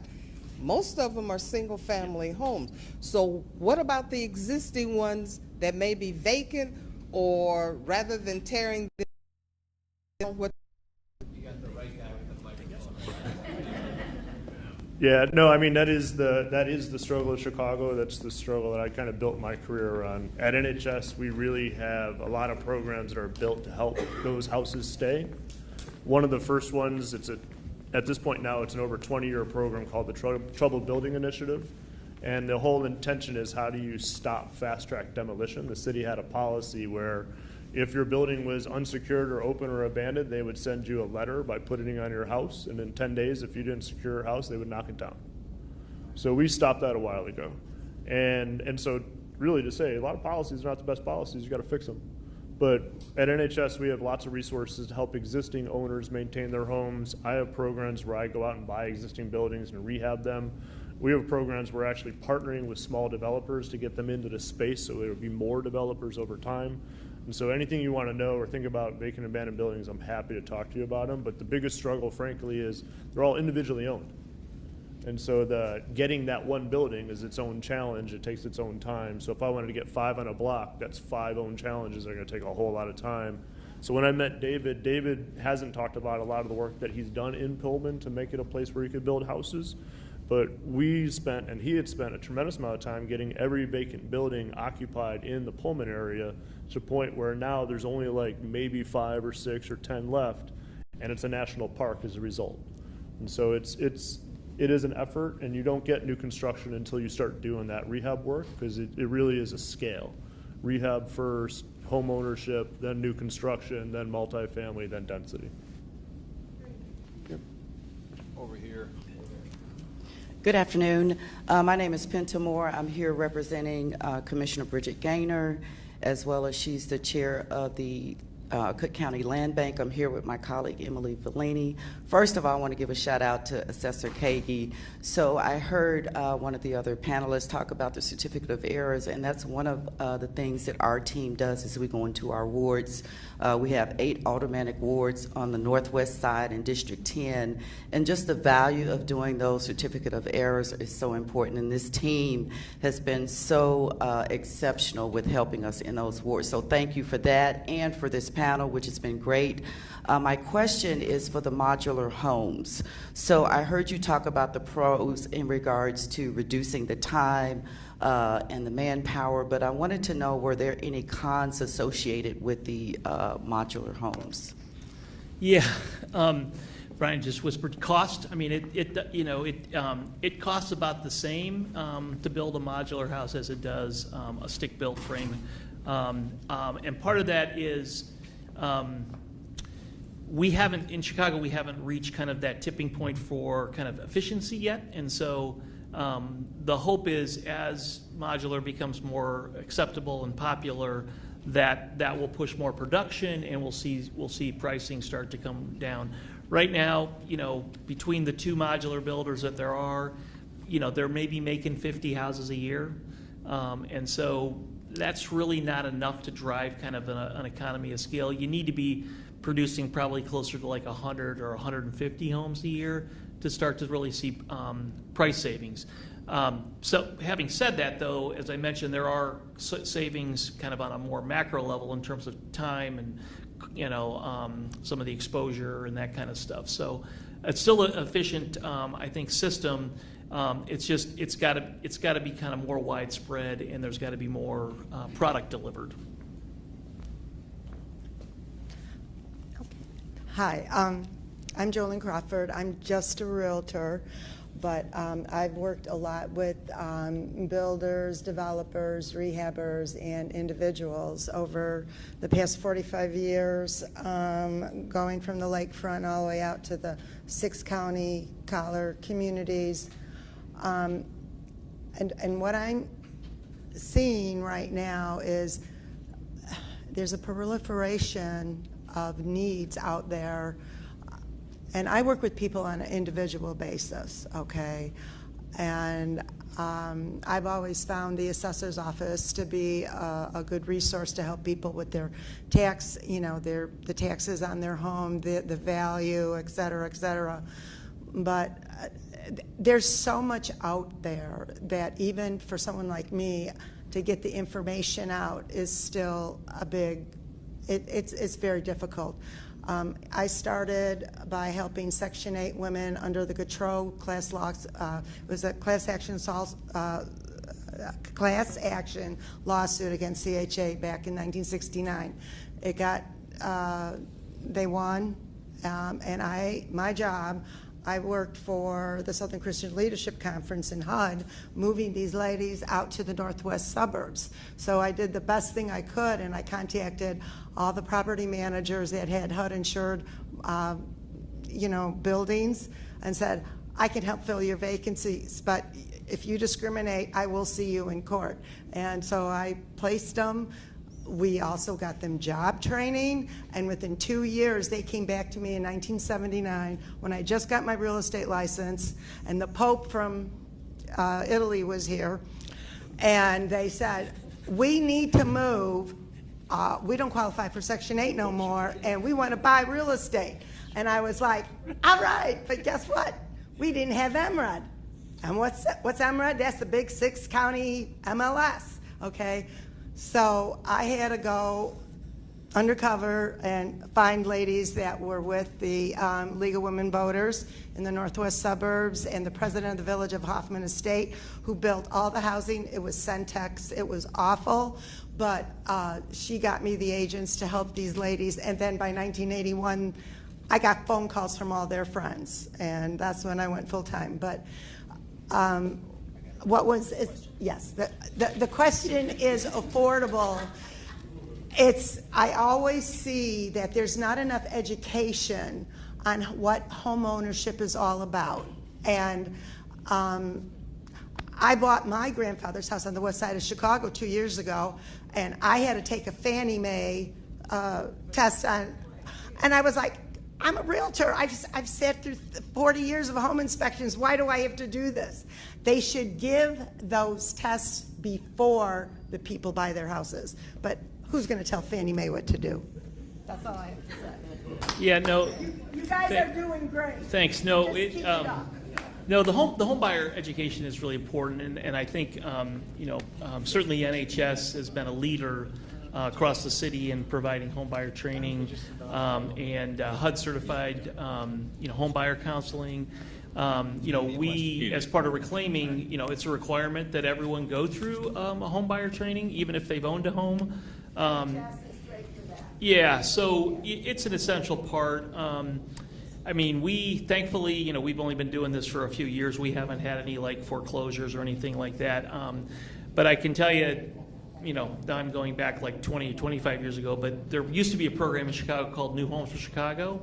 Very successful program under Mayor Daley, and that was the last new home for Chicago was built probably 20 years ago. But if you look at what's happened, and most of those home buyers have now weathered through 2 recessions, the crisis in 2008 and the more recent one, and the levels of foreclosure are substantially lower than they are in terms of the general home ownership in the city. And so a lot of that is, I think, because people had good home buyer counseling and didn't get overextended. We built about 100 homes around St. Bernard Hospital in Englewood, and I think we had less than two homes that were foreclosed on in the last 20 years. And so it does show that with good home buyer counseling, people can be responsible owners and can benefit from appreciation and opportunities to build wealth. My question to you too, what is driving up the cost of producing these homes? It makes no sense. Yeah, it's a combination, and Brian touched on this. It's a combination of commodities, so things like lumber and drywall and all of those kind of components. We've certainly seen commodity increases since COVID, and then labor.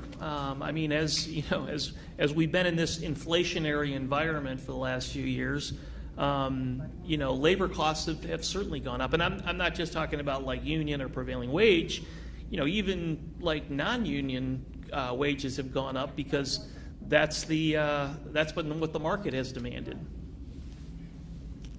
Yeah, no, you're absolutely right. We've seen massive changes in our material prices. Our labor costs have gone up. We've all been pushing for increases in minimum hourly wages and all that stuff. So it's just a function of it, but it is still cheaper in other places. I'll be honest, the winner of quantum is going to be Indiana, because everybody's going to build over there. Everyone's going to move over there because you can go get a house for $200,000, $300,000 compared to here where it's $400,000 or $500,000. And so there is the cost of materials, labor, but there's also the cost of delivery and time and predictability, which gets back to why we don't have people here. It's not that there's agencies out there that want to go build houses and can't get in. There's no market here for people to participate in. All right. Well, thank you, everyone, for coming. Fritz, you want to give a few? John, thank you. Thank you for the wonderful panel. You guys are terrific. And we love that every single one of you is here with us today. You've made for a great inaugural event, and I love the things that bring us together. So many of us are the kinds of people who care about the neighborhoods and the communities that we know, that we have a vision for how these places could be different and better and filled up in the spaces that are empty or need some tender loving care now.